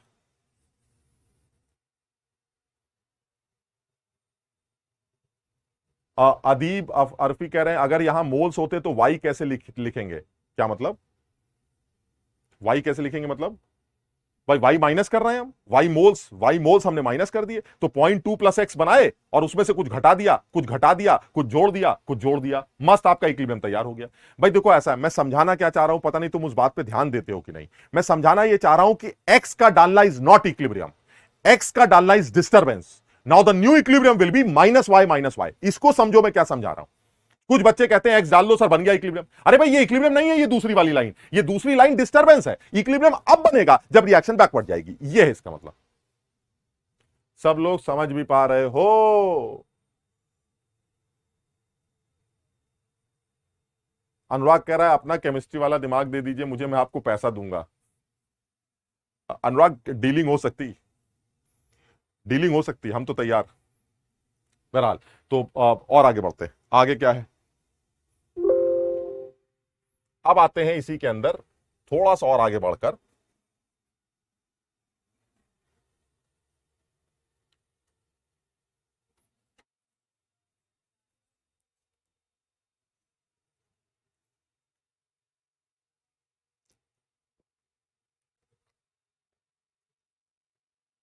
अब इसमें थोड़ा सा और आगे बढ़ते हैं। अब आता हूं मैं अपने सेकंड कैटेगरी के इक्विलिब्रियम पे, and that is heterogeneous equilibrium. ये भी बड़ा इंपॉर्टेंट होता है यार, मतलब मुझे बड़ा अच्छा लगता है, ये सिंपल इक्विलिब्रियम, तुम नाम से क्लियर हो गया, कुछ पढ़ने की जरूरत ही नहीं इसके अंदर, that is heterogeneous equilibrium. Heterogeneous equilibrium क्या है, एक ऐसा इक्विलिब्रियम,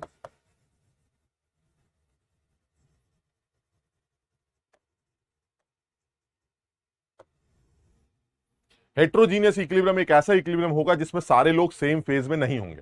ऑब्वियस है, वो होमोजीनियस था, सारे फेज में थे, ये हेट्रोजीनियस है, सारे लोग सेम फेज में नहीं होंगे, बात तो सही है। और जनरली क्या बोला जाता है, जनरली ये बोला जाता है कि जनरली ये बोला जाता है कि ये जो हमारा हेट्रोजीनियस इक्विलिब्रियम है वो जनरली सॉलिड्स का डिकॉम्पोजिशन इक्विलिब्रियम होता है। तो मैंने कहा क्या बदतमीजी है, ये क्या तुमने नया ड्रामा कर दिया, सॉलिड कर, तुम अकल लगाओ ना यार, तुम सब जानते हो इस बात को, सॉलिड में आग लगाने से गैस बनती है, ज्यादातर सॉलिड्स को डिकंपोज करने से गैस बनती है, तो इधर तो सॉलिड हो गया, उधर गैस बन गई, मस्त हो गया इक्विलिब्रियम। बस इक्विलिब्रियम बन जाएगा तो फिर ये हेट्रोजीनियस माना जाएगा। तो सर ये बताइए, कैल्शियम कार्बोनेट में आग लगाने से जो CO2 बनती है, जब आपने ये सवाल आज से 1 महीने पहले, 1.5 महीने पहले जब मोल कॉन्सेप्ट पढ़ाया था, तो उस मोल कॉन्सेप्ट में आपने ये बात बताई थी कि कैल्शियम कार्बोनेट अगर 100 ग्राम है तो CO2 के 44 ग्राम बनेंगे। और उस टाइम पर तो आप कैल्शियम कार्बोनेट को सारा तोड़ देते थे। अब आप कह रहे हैं कैल्शियम कार्बोनेट इक्विलिब्रियम बनाएगा, चक्कर क्या है ये? अरे उस टाइम ढक्कन खुला था, आज ढक्कन बंद है। समझो बात को, उस टाइम पर कैल्शियम कार्बोनेट टूटता जाता था, CO2 उड़ती जाती थी। वो टूटता जा रहा है, CO2 उड़ती जा रही है, वो टूटता जा रहा है, CO2 उड़ती जा रही है, सारा टूट गया, सारी उड़ गई, बात खत्म। यानी 100 ग्राम के टूटने से 44 ग्राम CO2 बनी और उड़ के बाहर निकल गई। अब क्या होगा सर, कैल्शियम कार्बोनेट को अंदर लेते हैं, ढक्कन बंद कर देते हैं।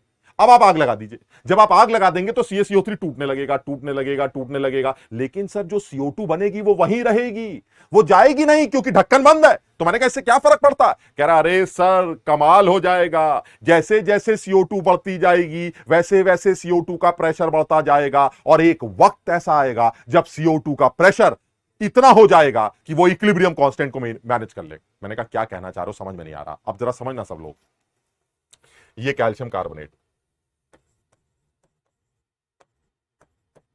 और ये कैल्शियम कार्बोनेट डिकंपोज कर रहा है बर्तन के अंदर।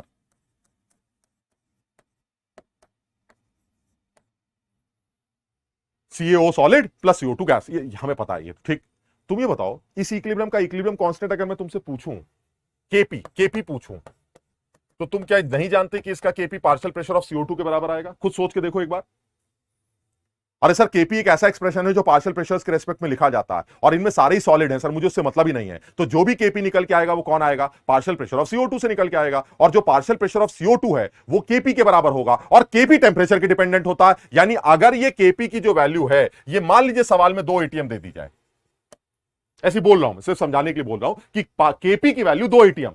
अब तुम खुद अकल लगाओ, अंदर से कैल्शियम कार्बोनेट टूटता जा रहा है, टूटता जा रहा है, CO2 बनती जा रही है, बनती जा रही है, अंदर CO2 का प्रेशर बढ़ता जा रहा है। क्या बढ़ रहा है ये? सर ये रिएक्शन कोएफिशिएंट बढ़ रहा है। सर कहां तक जाएगा? सर 2 ATM तक जाएगा, 2 ATM तक वो टूटता जा रहा है, और टूटो और टूटो और टूटो। जैसे ही CO2 का प्रेशर 2 ATM होगा, ये रिएक्शन इक्विलिब्रियम सेट कर देगी, क्योंकि जैसे ही वो केपी CO2 का प्रेशर 2 ATM बनेगा, और यही 2 ATM क्योंकि केपी के बराबर दे रखा है, इसलिए CO2 का प्रेशर जिसको आप रिएक्शन कोएफिशिएंट बोलेंगे, वो आज 2 ATM को अटेन करते ही इक्विलिब्रियम सेट कर लेगा। लेकिन सोचो ढक्कन खुला होता तो क्या कभी भी CO2 का प्रेशर 2 ATM पहुंच पाता? कभी नहीं पहुंचता, इसलिए वो कभी भी इक्विलिब्रियम नहीं बनाएगा। लेकिन बंद बर्तन के अंदर कैल्शियम कार्बोनेट का इक्विलिब्रियम एग्जिस्ट करेगा।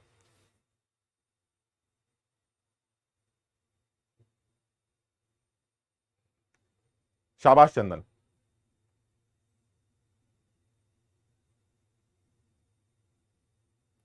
सब लोग समझो,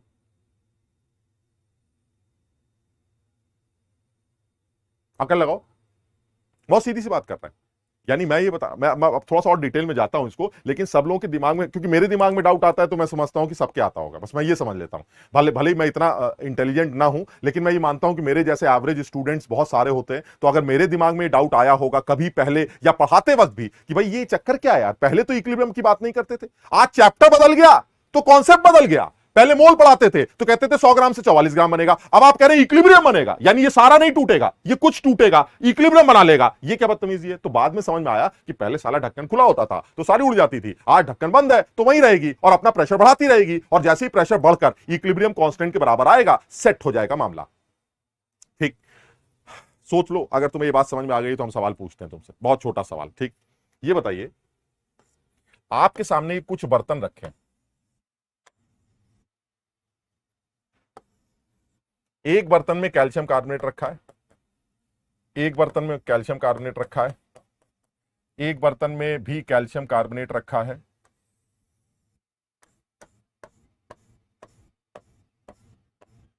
और एक बर्तन में भी कैल्शियम कार्बोनेट रखा है। मैं एक्सप्लेन कर दूं मैं बताना क्या चाह रहा हूं। पहले बर्तन में जो कैल्शियम कार्बोनेट रखा है वो इतना है, और दूसरे बर्तन में जो कैल्शियम कार्बोनेट रखा है वो थोड़ा सा ज्यादा है। तीसरे बर्तन में कैल्शियम कार्बोनेट इतना सारा भर दिया कि जरा सी जगह बची है, इतनी सी जगह बची है, मतलब समझ लो मैं दिखाना ये चाह रहा हूं कि एक बूंद जगह बची है, बस इतनी सी जगह बची, बस बाकी सब कैल्शियम कार्बोनेट है, सब कैल्शियम, जरा सा जगह बचा है बस। और जो लास्ट बर्तन है उसमें पूरा बर्तन खाली है, थोड़ा सा कैल्शियम कार्बोनेट पड़ा हुआ है। आपको यह बताना है इन चारों बर्तनों में से वो कौन सा बर्तन है जिसमें CO2 का प्रेशर सबसे ज्यादा होगा। इनको हीट किया जा रहा है एक टेम्परेचर पर, ये सारे लोग रख दिए गए हैं। आपसे पूछा जा रहा है किस बर्तन में CO2 का प्रेशर सबसे ज्यादा है।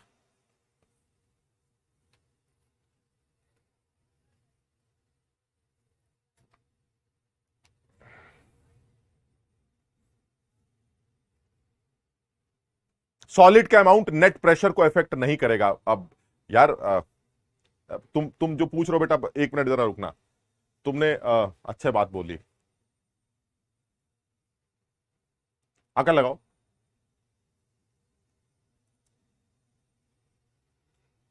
और last one second one same होगा, इक्वल होगा, थर्ड में होगा, लास्ट वाले बर्तन में सबसे ज्यादा होगा CO2 का प्रेशर और सब में सेम होगा, इक्वल इन ऑल होगा। अच्छा ठीक है, मतलब आप कुछ लोग मतलब सारे लोग अलग अलग तरह के आंसर दे रहे हैं, कुछ लोग कुछ बोल रहे हैं, कुछ लोग सब बोल रहे हैं। ठीक, मैं अपना आंसर बताता हूं।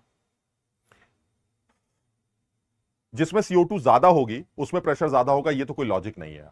समझो बात, क्यों? क्योंकि CO2 के मोल ज्यादा होंगे तो हो सकता है CO2 का वॉल्यूम भी ज्यादा हो। तो यार इतनी बात तो पढ़ी लिखी बात होनी चाहिए कि सिर्फ मोल्स थोड़ी ना प्रेशर डिसाइड करते हैं। उस CO2 का जो अवेलेबल वॉल्यूम है वो भी तो प्रेशर को के ऊपर डिसाइड किया जाता है, क्योंकि प्रेशर इज एन RT/V। तो सिर्फ मोल्स के ज्यादा होने से थोड़ा ना काम चलेगा। मैं बताता हूं मैं क्या कह रहा हूं। तुम बताओ, मुझे ऐसा लगता है कि थोड़ी देर बाद ऐसा चलेगा यहां पर कि मान लीजिए Kp की वैल्यू 2 atm, ठीक, टेम्परेचर सबका कांस्टेंट है तो Kp की वैल्यू 2 atm। क्या मतलब इसका 2 atm का? सर इसका यह मतलब है कि जब यह आदमी टूटेगा तो CO2 बनने लगेगी। ठीक, अब CO2 जब बनने लगी तो अंदर से एक आवाज आई, क्या? मेरा प्रेशर 0.1 atm है।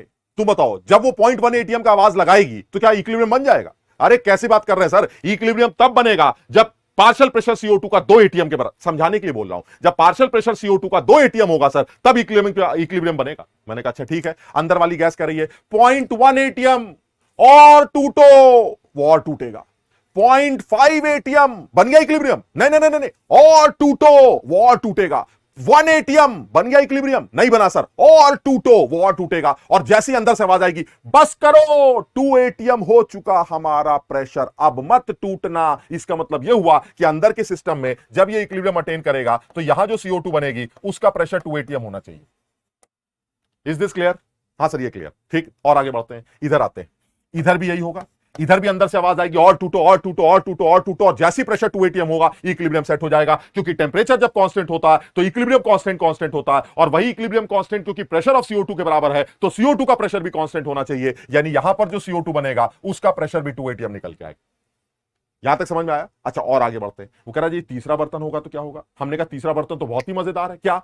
अंदर से आवाज आएगी 2 atm।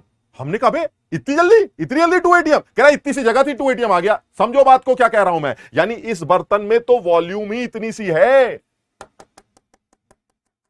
जैसे ही 2 बूंदे CO2 की निकल के आएंगी खटाक से प्रेशर 2 atm हो जाएगा। वॉल्यूम इतना कम है, कम मोल्स को कम वॉल्यूम में लोगे तो प्रेशर ज्यादा होगा ना। इसका मतलब यह हुआ 2-4 बूंदे CO2 की निकल के आएंगी, प्रेशर सीधे 2 atm हो जाएगा। ये क्या कर लो भैया, लेकिन CO2 का प्रेशर यहां भी 2 atm होगा। समझना जरा बात,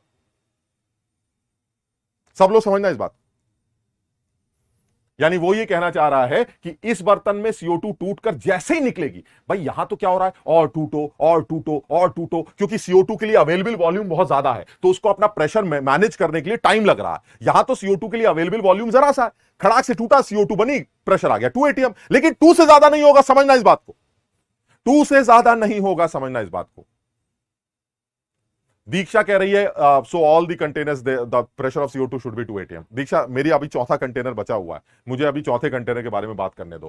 हालांकि बहुत ज्यादा क्लैरिटी नहीं है, लेकिन डायग्राम ये कहता है, अगर ये सवाल IIT के पेपर में आता है तो डायग्राम ये कहता है, मैं इस सवाल का आंसर ये लिख के आऊंगा कि जो सबसे कम प्रेशर होगा CO2 का वो चौथे कंटेनर में होगा और बाकी के तीनों कंटेनर में CO2 का प्रेशर सेम होगा। क्यों सर आप ऐसा कैसे कह सकते हैं? सुनो मेरी बात, अंदर से आवाज आएगी क्या, 0.1 atm बन गया इक्विलिब्रियम, नहीं, और टूटो, वो और टूटेगा। 0.5 एटीएम बन गया इक्विलिब्रियम, नहीं बना, और टूटो, वो कहेगा कहां से टूटे, खत्म हो गए, इतने से लिए गए थे, सारा भी टूट जाएंगे तो भी 2 एटीएम का प्रेशर क्रिएट नहीं कर पाएंगे। समझो बात को। यानी ये आदमी पूरा का पूरा, तुम देखो ना यार इस बात को, तुम्हें नहीं लगता ये बर्तन के अंदर जो कैल्शियम कार्बोनेट पड़ा है, इसके इसका इसका इसका क्या मतलब, सोचो क्या सोच रहा है, इस बर्तन के अंदर पड़ा है और सोच क्या रहा है, सोच रहा अरे इतना खाली आसमान, उसको ऐसा नहीं लग रहा है जैसे खुले बर्तन में पड़ा हुआ है। देखो जरा जरा, अकेला एक आदमी इतने बड़े बर्तन में पड़ा है, उसको लगे खाली जगह है यार, खुला हुआ बर्तन पड़ा हुआ है, और खुले बर्तन में इक्विलिब्रियम थोड़ा बनता है।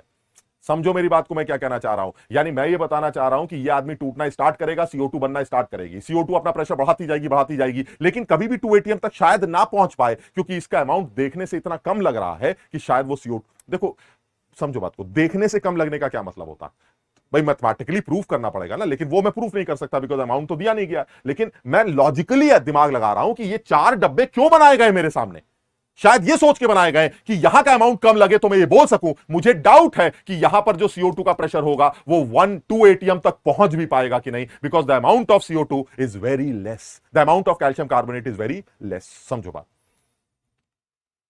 समझ पाए। यानी एक चीज क्लियर है कि जो CO2 बनेगी भाई, इक्विलिब्रियम कांस्टेंट में पत्थरों का तो कोई काम है नहीं, तो इक्विलिब्रियम कांस्टेंट CO2 के बराबर होगा, CO2 के प्रेशर के बराबर होगा, और इक्विलिब्रियम कांस्टेंट टेंपरेचर डिपेंडेंट होता है। यानी if the temperature is constant then the pressure of CO2 should be constant, पहली बात, and that is always equal to 2 ATM, ऐसे समझाने के लिए बोल रहे हैं, that is always equal to 2 ATM. So anywhere जब इक्विलिब्रियम बनेगा, एनीवेयर, चाहे वो जल्दी बने, बाद में बने, देर से बने, जल्दी बने, जो होना हो जाए, लेकिन जब वो CO2 बनेगी तो उसका प्रेशर फाइनली इक्विलिब्रियम पर 2 एटीएम होना चाहिए। सर यहां पर भी 2 एटीएम होना चाहिए, हाँ बिल्कुल होना चाहिए, अगर इक्विलिब्रियम बना, अगर इक्विलिब्रियम बनेगा ही नहीं तो काहेगा 2 एटीएम। इसका मतलब यहां तो ऐसा लग रहा है जैसे इतना सा टुकड़ा ले रखा है, टूट टाट के खत्म हो जाएगा, CO2 अपना 0.2, 0.8 जो भी कुछ थोड़ा बहुत प्रेशर आएगा वो आएगा, और वहां पर खेल खत्म हो जाएगा। यानी ये ऐसा लग रहा है, ये तो बात हुई अर्थ पर सिर्फ एक ह्यूमन, हाँ यही हो रहा है कि अर्थ पर सिर्फ एक ह्यूमन, ऐसे ऐसे समझ लो, तो उस आदमी को ऐसा लगेगा अरे वाह खुला खुला सा ऐसे, हालांकि बर्तन बंद है, लेकिन इस आदमी को यही लग रहा है जैसे मस्त हो गया एकदम, जैसे खुले बर्तन में पड़ा हुआ है, और खुले बर्तन में तो तुम्हें पता ही है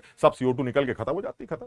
तो यहां पर भी कुछ ऐसा ही सीन लग रहा है कि ये कैल्शियम कार्बोनेट टूटता जाएगा, CO2 बनती जाएगी, लेकिन CO2 कभी भी इतनी नहीं बन पाएगी कि उसका प्रेशर 2 एटीएम तक पहुंच पाए। अब इतने डिस्कशन से अब मैं आता हूं IIT में पूछे गए एक सवाल के ऊपर, ठीक, क्या तुम ये सोच के बता सकते हो कि बर्तन में कितना CO3 लें ताकि इक्विलिब्रियम बन जाए? अब कर सकता हूं सर, मैं ये काम मैं कर सकता हूं क्योंकि मेरा दिमाग चल रहा है। अब कैसे, कितना कैल्शियम कार्बोनेट लूं एटलीस्ट कि इक्विलिब्रियम बन जाए? सर इतना कैल्शियम कार्बोनेट ले लो जिसके टूटने से उतनी CO2 बन जाए जिसका प्रेशर 2 एटीएम हो जाए, बात खत्म हो गई। बताओ समझे बात को?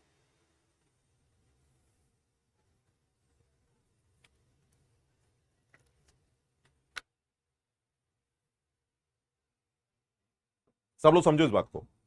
यानी भाई ये तो थ्योरेटिकल बात हो गई, अब सीधे IIT का सवाल ही ठूस देते तो तुम कहते क्या तमीज बदतमीजी चल रही है। मैंने पहले माहौल बना दिया कि भाई हमें हेट्रोजीनियस इक्विलिब्रियम के बारे में एक रफ आइडिया होना चाहिए, चल क्या रहा है ये, तो अब मुझे समझ में आ गया भाई चल क्या रहा है। अब आप बताइए आप जानना क्या चाहते हैं, बिकॉज पिक्चर इज क्लियर। अब आपको जो पूछना है पूछ लीजिए। वो कह रहा है ये बताओ कितना मोटा पत्थर लेंगे ताकि इक्विलिब्रियम बन जाए। मैंने कहा 1 मिनट रुकिए, अगर इक्विलिब्रियम बनाना है तो CO2 का प्रेशर अंदर 2 एटीएम होना चाहिए, हाँ होना चाहिए। तो क्या तुम CO2 के प्रेशर को यूज करके CO2 के मोल्स नहीं निकाल सकते? हाँ निकाल सकते हैं PV&RT से। जब मोल्स आ जाएंगे तो कहां से आएंगे वो मोल्स? सर वो मोल्स तो कैल्शियम कार्बोनेट से ही आएंगे। तो कैल्शियम कार्बोनेट कम से कम उतना तो होना चाहिए जितना CO2 के मोल आ रहे हैं। नहीं समझे बात को? अरे बड़ा आसान है, समझो इस बात को। जैसे हम ये कहें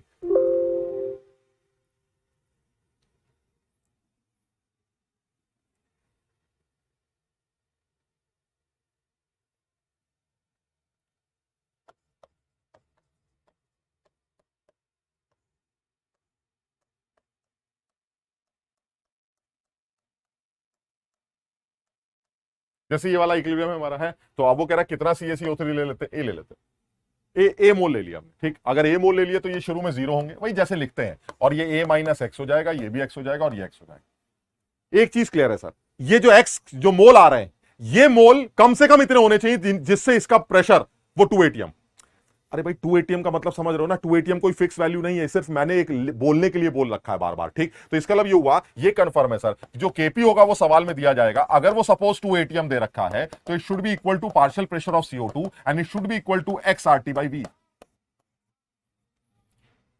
and RT by V will be the pressure, and जो भी प्रेशर आपको दे रखा है 2 ATM उसमें वॉल्यूम दे दिया जाएगा, टेम्परेचर दे दिया जाएगा, आप x की वैल्यू कैलकुलेट कर लीजिएगा, ये आ गया x। और x कहां से आ रहा है सर? वो यहां से आ रहा है। ये जो x है वो कहां से आ रहा है सर? वो यहां से आ रहा है। अरे तो कम से कम ये जो a है ये x से तो बड़ा लेना पड़ेगा ना, तभी तो उसमें से x निकलेगा। अगर उसमें से x ही नहीं निकलेगा तो CO2 का प्रेशर x 2 ATM आएगा ही नहीं। आशुतोष, CaO कैल्शियम ऑक्साइड पत्थर होता है बेटा, पत्थर की वजह से किसी भी तरह का कोई प्रेशर नहीं आएगा। हाँ, मैं हालांकि उस डिटेल में जाना नहीं चाहता, लेकिन तुमने पूछा है तो मैं सिर्फ एक आइडिया दे रहा हूं, अगर तुम्हें समझ में आया सब बच्चों को। कैल्शियम कार्बोनेट के अमाउंट को अभी तुमने कम ज्यादा किया था और तुमने ये डिसाइड, बहुत कम नहीं, बहुत कम तो अलग चीज हो गई, वो तो इक्विलिब्रियम ही नहीं बन रहा, ठीक। लेकिन तुमने कहा था कि जहां जहां इक्विलिब्रियम बन रहा है वहां वहां कैल्शियम कार्बोनेट का जो प्रेशर होगा वो 2 ATM ही होगा, ये तुमने ये बात बोली थी, ठीक। अब मैं तुमको ये पूछना चाह रहा हूं या बताना चाह रहा हूं कि कैल्शियम कार्बोनेट का प्रेशर अगर 2 ATM होना है इक्विलिब्रियम बनाने के लिए, तो कैल्शियम ऑक्साइड का जो कैल्शियम कार्बोनेट का जो अमाउंट है वो क्या रोल प्ले कर रहा है। यानी मेरे कहने का मतलब है कि ऐसा लग रहा है जैसे कि कैल्शियम कार्बोनेट के अमाउंट को कम ज्यादा करने से CO2 के प्रेशर पर कोई चेंज नहीं पड़ रहा है। हाँ, ऐसा हो रहा है, कैल्शियम कार्बोनेट के अमाउंट को कम ज्यादा करने से CO2 के प्रेशर पर कोई फर्क नहीं पड़ रहा है। यानी कैल्शियम कार्बोनेट अगर आप डालते हैं सपोज किसी एक बर्तन में जिसमें कैल्शियम कार्बोनेट का इक्विलिब्रियम बना हुआ है, अगर आप उसके अंदर कैल्शियम कार्बोनेट भर भी देंगे, थोड़ा सा और डाल देंगे, तो कोई फर्क नहीं पड़ेगा। हाँ, फर्क नहीं पड़ेगा क्योंकि इक्विलिब्रियम बना हुआ है, CO2 का प्रेशर 2 ATM ऑलरेडी बना हुआ है।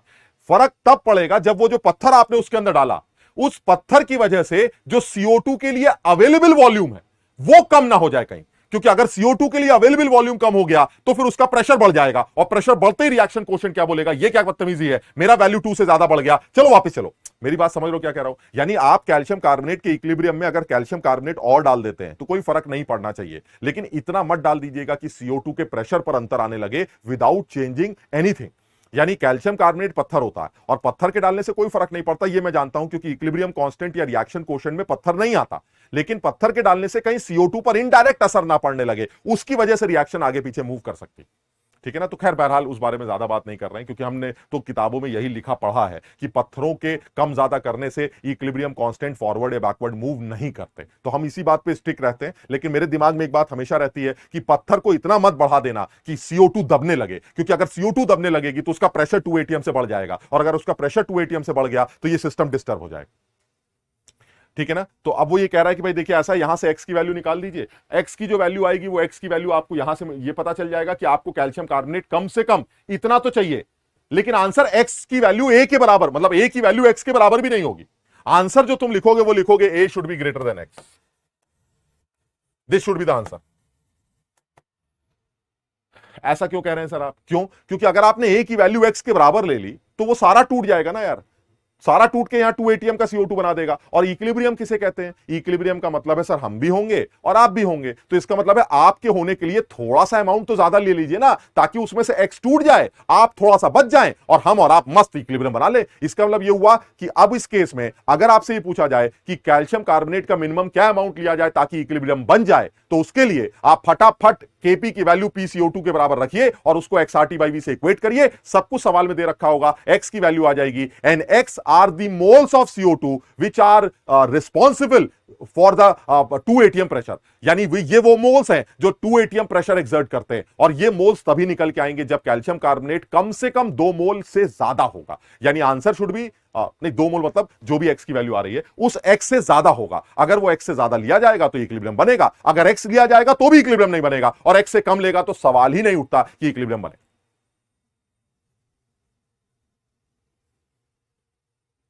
अफीफा 2 ATM से ज्यादा इसलिए बोल रहा हूं बेटा मैं कि देखो ऐसा हो रहा है, जैसे ये इक्विलिब्रियम बना हुआ है, ये इक्विलिब्रियम,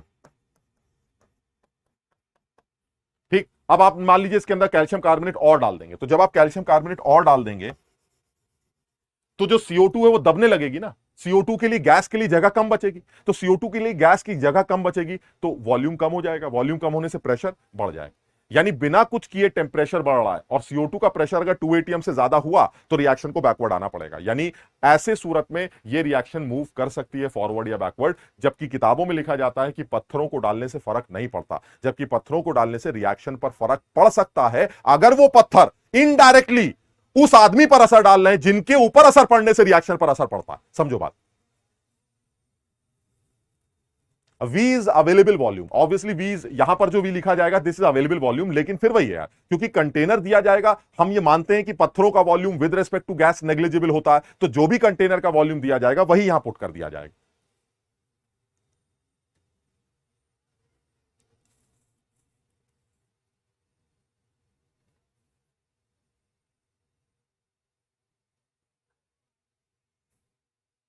ठीक है, ये सबके समझ में आ गया। अच्छा, अब इसी हेट्रोजीनियस इक्विलिब्रियम के बारे में एक बात और जोड़ते हैं, एंड दैट इज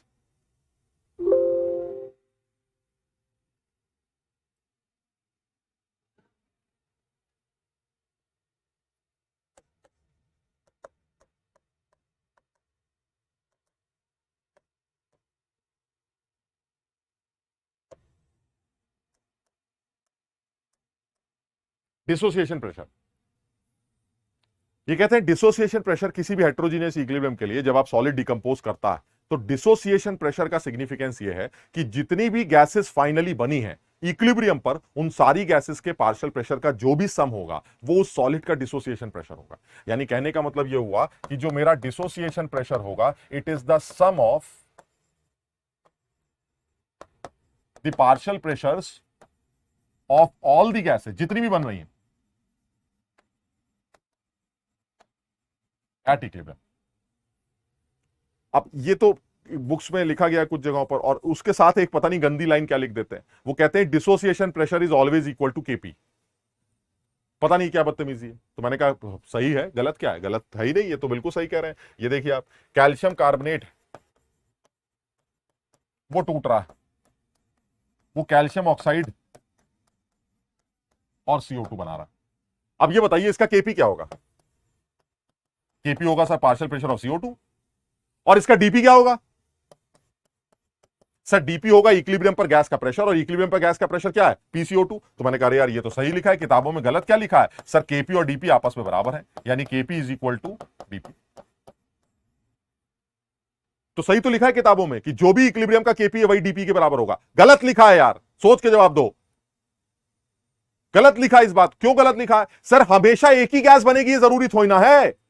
अगर एक गैस की जगह दो गैस बन गई तो फंस जाएगा मामला। कैसे? सर डीपी सम होगा और केपी मल्टीप्लीकेशन से निकाला जाता है, हो गया बैंड। वो अलग बात है सर, 2 + 2 भी 4 होता है, 2 × 2 भी 4 होता है, लेकिन वो तो अलग बात हो गई ना यार, यूनिक वैल्यू एक डेटा हो गया। अदरवाइज जनरल एक्सप्रेशन क्या है कि जब आप एक से ज्यादा गैस बनाएंगे, जैसे मैं एग्जांपल ले लेता हूं, जैसे मान लीजिए मेरे पास कोई सॉलिड है, कोई भी सॉलिड लेते हैं, ए सॉलिड, ठीक। अब ये डिकम्पोज कर रहा है और वो बना रहा है B gas plus C gas plus D solid, मान लीजिए ये बन रहा है।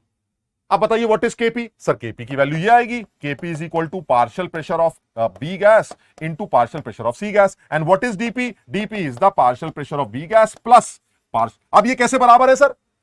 DP is the sum and KP is the multiplication. कैसे बराबर हो गए? बिल्कुल सही बात है, यानी एक से ज्यादा गैसेस होंगी तो केपी डीपी के बराबर नहीं होगा। किसी एक वैल्यू के लिए होगा वो अलग बात है, बट एज सच नहीं होगा। यानी केपी डीपी के बराबर तब नहीं होगा जब एक से ज्यादा गैसेस होंगी। अच्छा, मैं कुछ और करना चाह रहा हूं, सब लोग बताओ यहां तक समझ रहे हो कि नहीं? यानी DP is the dissociation pressure which is equal to the partial pressure sum of all the gases, ठीक। एंड केपी तो हमें आता ही लिखना, तो केपी और डीपी आपस में बराबर होंगे। हाँ सर बराबर होंगे, इस इक्विलिब्रियम के लिए तो बराबर होंगे, लेकिन इस इक्विलिब्रियम के लिए बराबर नहीं होंगे। तो तुम अगर यहां तक समझ गए तो मैं एक स्टेटमेंट पूछ रहा हूं, केपी डीपी के बराबर तब कैसे बोले, केपी डीपी के बराबर तभी होगा जब एक गैस बन रही हो। ट्रू और फॉल्स? भाई तुम ये कह रहे हो कि सर जो है दो गैसेस बनेंगी तो बवाल हो जाएगा। हाँ ठीक है, बवाल हो गया। इसके अलावा दो गैस की बात ही नहीं कर रहा, एक गैस होगी तब तो बवाल नहीं होगा। हाँ सर तब तो बवाल नहीं होगा। यानी जब डिसोसिएशन के दौरान एक ही गैस बनती है then KP will be DP, जो बुक्स में लिखा जाता है। क्या ये स्टेटमेंट आप सही है?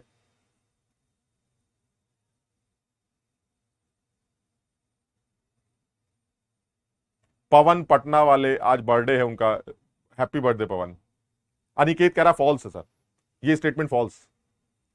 True false, true false, true true true true true true true true. अच्छा अभी भी फॉल्स है, गजब आदमी हो तुम। ये देखिए,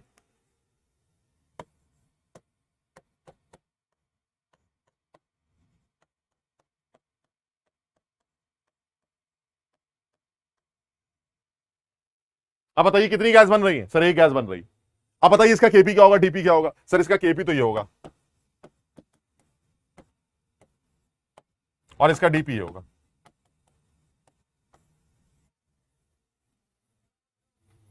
केपी तो सर रूट पीसी होगा, और वो अलग बात है, 1 का रूट 1 होता है सर। डीपी जो है वो पार्शियल प्रेशर से निकलता है और केपी रूट पीसी से निकलता है सर। ये तो गड़बड़ हो गया, ये भी बराबर नहीं है। समझे बात को, सब लोग समझना जरा बात को। यानी ये तो ठीक है कि सर एक से ज्यादा गैसेस बनेंगी तब तो आप बराबर नहीं होंगे, ये तब भी आप बराबर नहीं होंगे जब आप एक ही गैस बनाए विद स्टोइचियोमेट्री अदर देन 1। इसका मतलब ये हुआ सब बराबर कब होगा? बराबर सिर्फ तब होगा जब एक गैस एक स्टोइचियोमेट्री की बनेगी। यानी here stoichiometry should be 1। If his stoichiometry is 1, then Kp will be dP in case of only one gas. And if you have more than one gas, फिर तो बात ही खत्म हो गई। And if you have one gas with other stoichiometry, then 1, then again Kp is not equal to dP. कुछ समझे बात को? सब लोगों को ये बात समझ में आ रही है? नहीं, चीटिंग नहीं बेटा, ये सिर्फ समझाने की बात कर रहे हैं। अब तुम फिर कहोगे सर ये तो बड़ा थ्योरेटिकल हो गया, इससे क्या लेने देना? लेना देना है, सवाल की बात करूंगा मैं, सवाल पूछ लूंगा मैं इसके ऊपर कि सर डीपी दे रखा है, आप बताइए बाकी सारी चीजें सवाल में पूछ लूंगा, क्योंकि सर ये सारे सवाल तो केपी से रिलेटेड है। तुम ये बताओ, अगर केपी डीपी बराबर है तो डीपी को देखकर केपी निकल आया, केपी को यूज कर लेना। जैसे अभी तुमने सवाल किया था उसमें केपी दे रखा था, वो केपी की जगह डीपी दे देता तो भी तो सवाल कर लेते। हाँ कर लेते। इसी तरह से अगर कोई और सवाल होता जिसमें केपी ना देकर डीपी दिया जाता यहां पर, तो क्या डीपी को देखकर केपी निकाल सकते हो? यहां पर डीपी को देखकर क्या केपी निकाल सकते हो? हाँ सर निकाल सकते हैं। कैसे सर? डीपीए केपीए, आप एक दे दीजिए दूसरा अपने आप निकल आएगा, अंडर रूट कर दूंगा, क्या दिक्कत है? बिल्कुल सही है। यानी जब कभी भी कंटेनर में एक ही गैस गिवन, डिसोसिएशन के बाद अगर एक ही गैस बन रही है तो केपी और डीपी ये आपस में बड़ी आसानी से लिंक हो सकते हैं। या तो 1 स्टोइचियोमेट्री वाली होगी तब तो डीपी केपी बराबर होगा, अगर अदर देन 1 स्टोइचियोमेट्री वाली होगी तो केपी को देखकर डीपी और डीपी को देखकर केपी निकाला जा सकता है। यहां तक सही है कि नहीं ये बताओ? यहां तक सब लोग बात मानते हैं कि नहीं? सर आप तो आरेनियस की तरह सवाल पूछते हैं। अब तुम लोग भी बहुत कलाकार आदमी हो।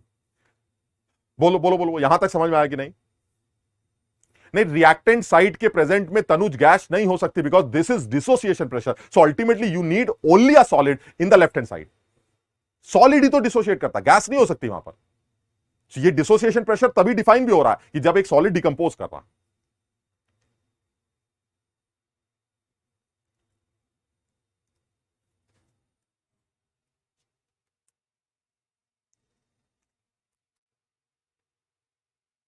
ठीक है, यानी अगर एक गैस है तो अगर उसकी स्टोइचियोमेट्री 1 है तब तो डीपी केपी बराबर हो जाएगा। केपी को देखकर डीपी और डीपी को देखकर केपी निकाल सकते हैं। ठीक, अगर एक ही गैस है और उसकी स्टोइचियोमेट्री कुछ और है तो भी मैं केपी और डीपी को आपस में लिंक कर सकता हूं। डीपी दे दो केपी मिल जाएगा, केपी दे दो डीपी मिल जाएगा, कुछ अंडर रूट स्क्वायर वगैरह करना पड़ेगा, मैं कर लूंगा सर। ठीक, आप सोच के जवाब दो। अगर एक से ज्यादा गैसेस है तो क्या केपी को देखकर डीपी और डीपी को देखकर केपी निकाल लोगे? अगर एक से ज्यादा गैसेस है तो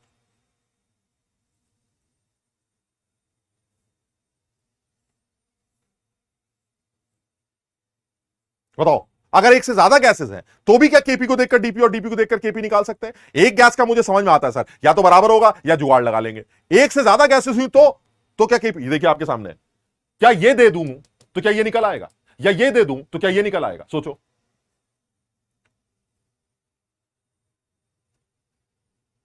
अरे क्वाड्रेटिक बन जाएगा, एक कह रहा क्वाड्रेटिक बन जाएगा। काय का क्वाड्रेटिक? एक ही इक्वेशन है, एक ही चीज दे रखी, दोनों थोड़ी ना दे रखी है। डीपी देगा केपी पूछेगा, केपी देगा डीपी पूछेगा, क्या कर सकते हैं ये काम? यस, एक कह रहा हाँ कर तो सकते हैं लेकिन बहुत इजी नहीं होगा। तुम्हारी इस बात से ना मुझे एक बात याद आई यार, चलो छोड़ो।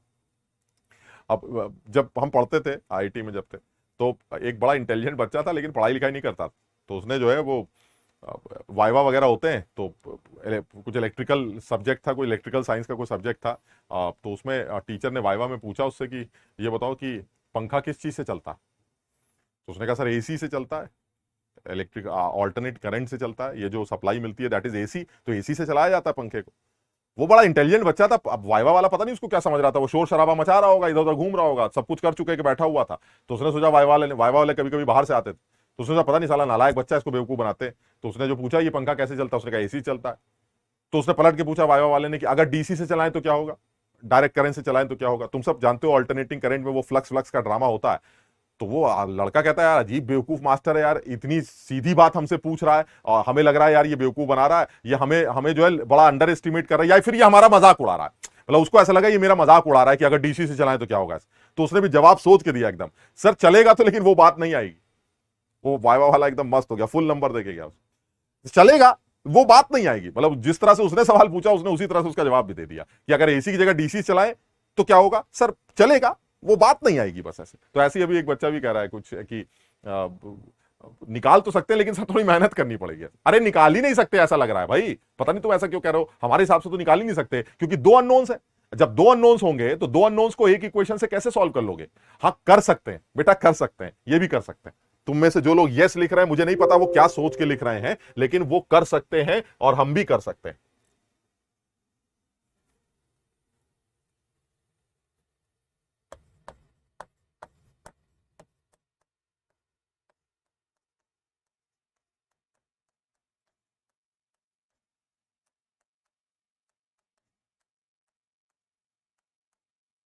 ये देखिए आप, ये सॉलिड है, डिकम्पोज कर रहा है, एक से ज्यादा गैसेस बन रही, लेकिन फिर भी मैं इसका काम कर सकता हूं। कैसे कर सकता हूं? कुमार कह रहा है बच्चा सर थे, अबे मैं नहीं था यार, कोई और बच्चा था। आ, सवाल क्या है? सवाल ये है कि अब ये बताइए अगर मैं आपको केपी दे दूं तो डीपी कैसे निकलेगा, या डीपी दे दूं तो केपी कैसे निकलेगा। मतलब केपी डीपी को आपस में लिंक करना है, ये कैसे किया जाए? तुम कहोगे सर दो अननोन्स हैं, सॉल्व कैसे करेंगे? दो अननोन्स है ही नहीं, ये तो एक ही अननोन है, कैसे सॉल्व करेंगे? बात आप खुद देख लो। सर ये तो कंफर्म है, इसकी स्टोशियोमेट्री 1 है, इसकी हाफ है, तो इसका प्रेशर पी, इसका P/2 हो गया, खत्म सवाल, खत्म हो गया सवाल। कि जब वो सॉलिड डिकम्पोज करेगा तो SO2 का 1 मोल बनाने लगेगा, मतलब जितने मोल SO2 को बनाएगा उसके आधे मोल O2 के बनेंगे, तो O2 का प्रेशर हमेशा SO2 के प्रेशर से आधा होगा।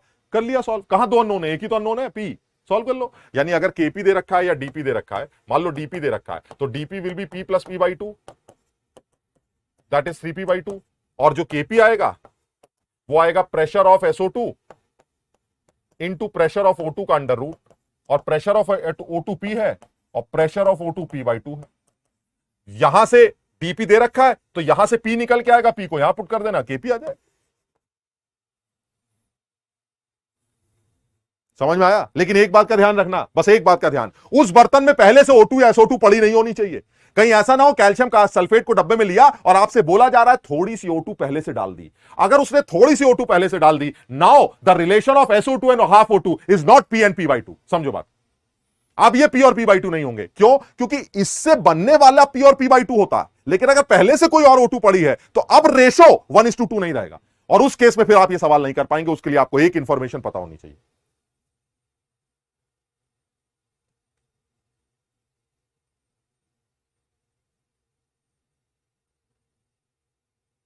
अश्विनी कह रहा है ऐसी की तैसी सर, ढक्कन खोल दो, सारी गैस उड़ा दो, ना प्रेशर रहेगा ना चैप्टर रहेगा। बात तो सही है यार।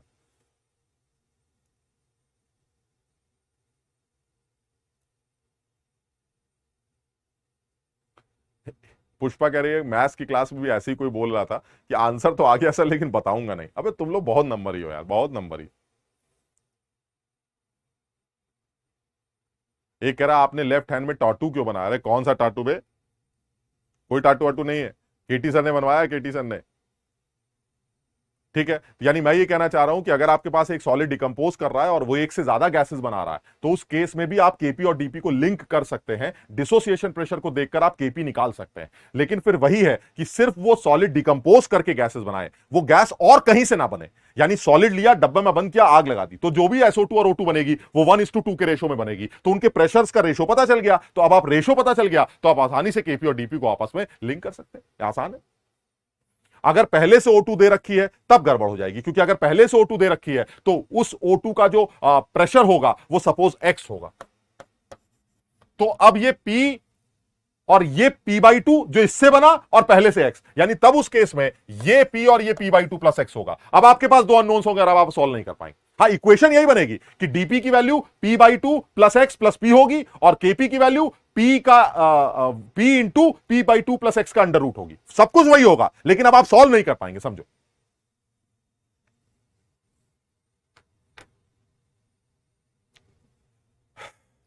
समझ में आ गया? तो आज इतना ही करते हैं, अगली क्लास में फिर मिलते हैं। कोशिश करते हैं अगली क्लास में चैप्टर खत्म कर दें और फिर आयनिक इक्विलिब्रियम स्टार्ट करते हैं। आयनिक इक्विलिब्रियम कराने का मेरा बहुत दिल कर रहा है, तो इसको खत्म करते हैं। अगली क्लास में फिर मुलाकात करते हैं, और तब तक खूब मेहनत करो, पढ़ाई करो, मस्त हो जाओ। Thank you so much.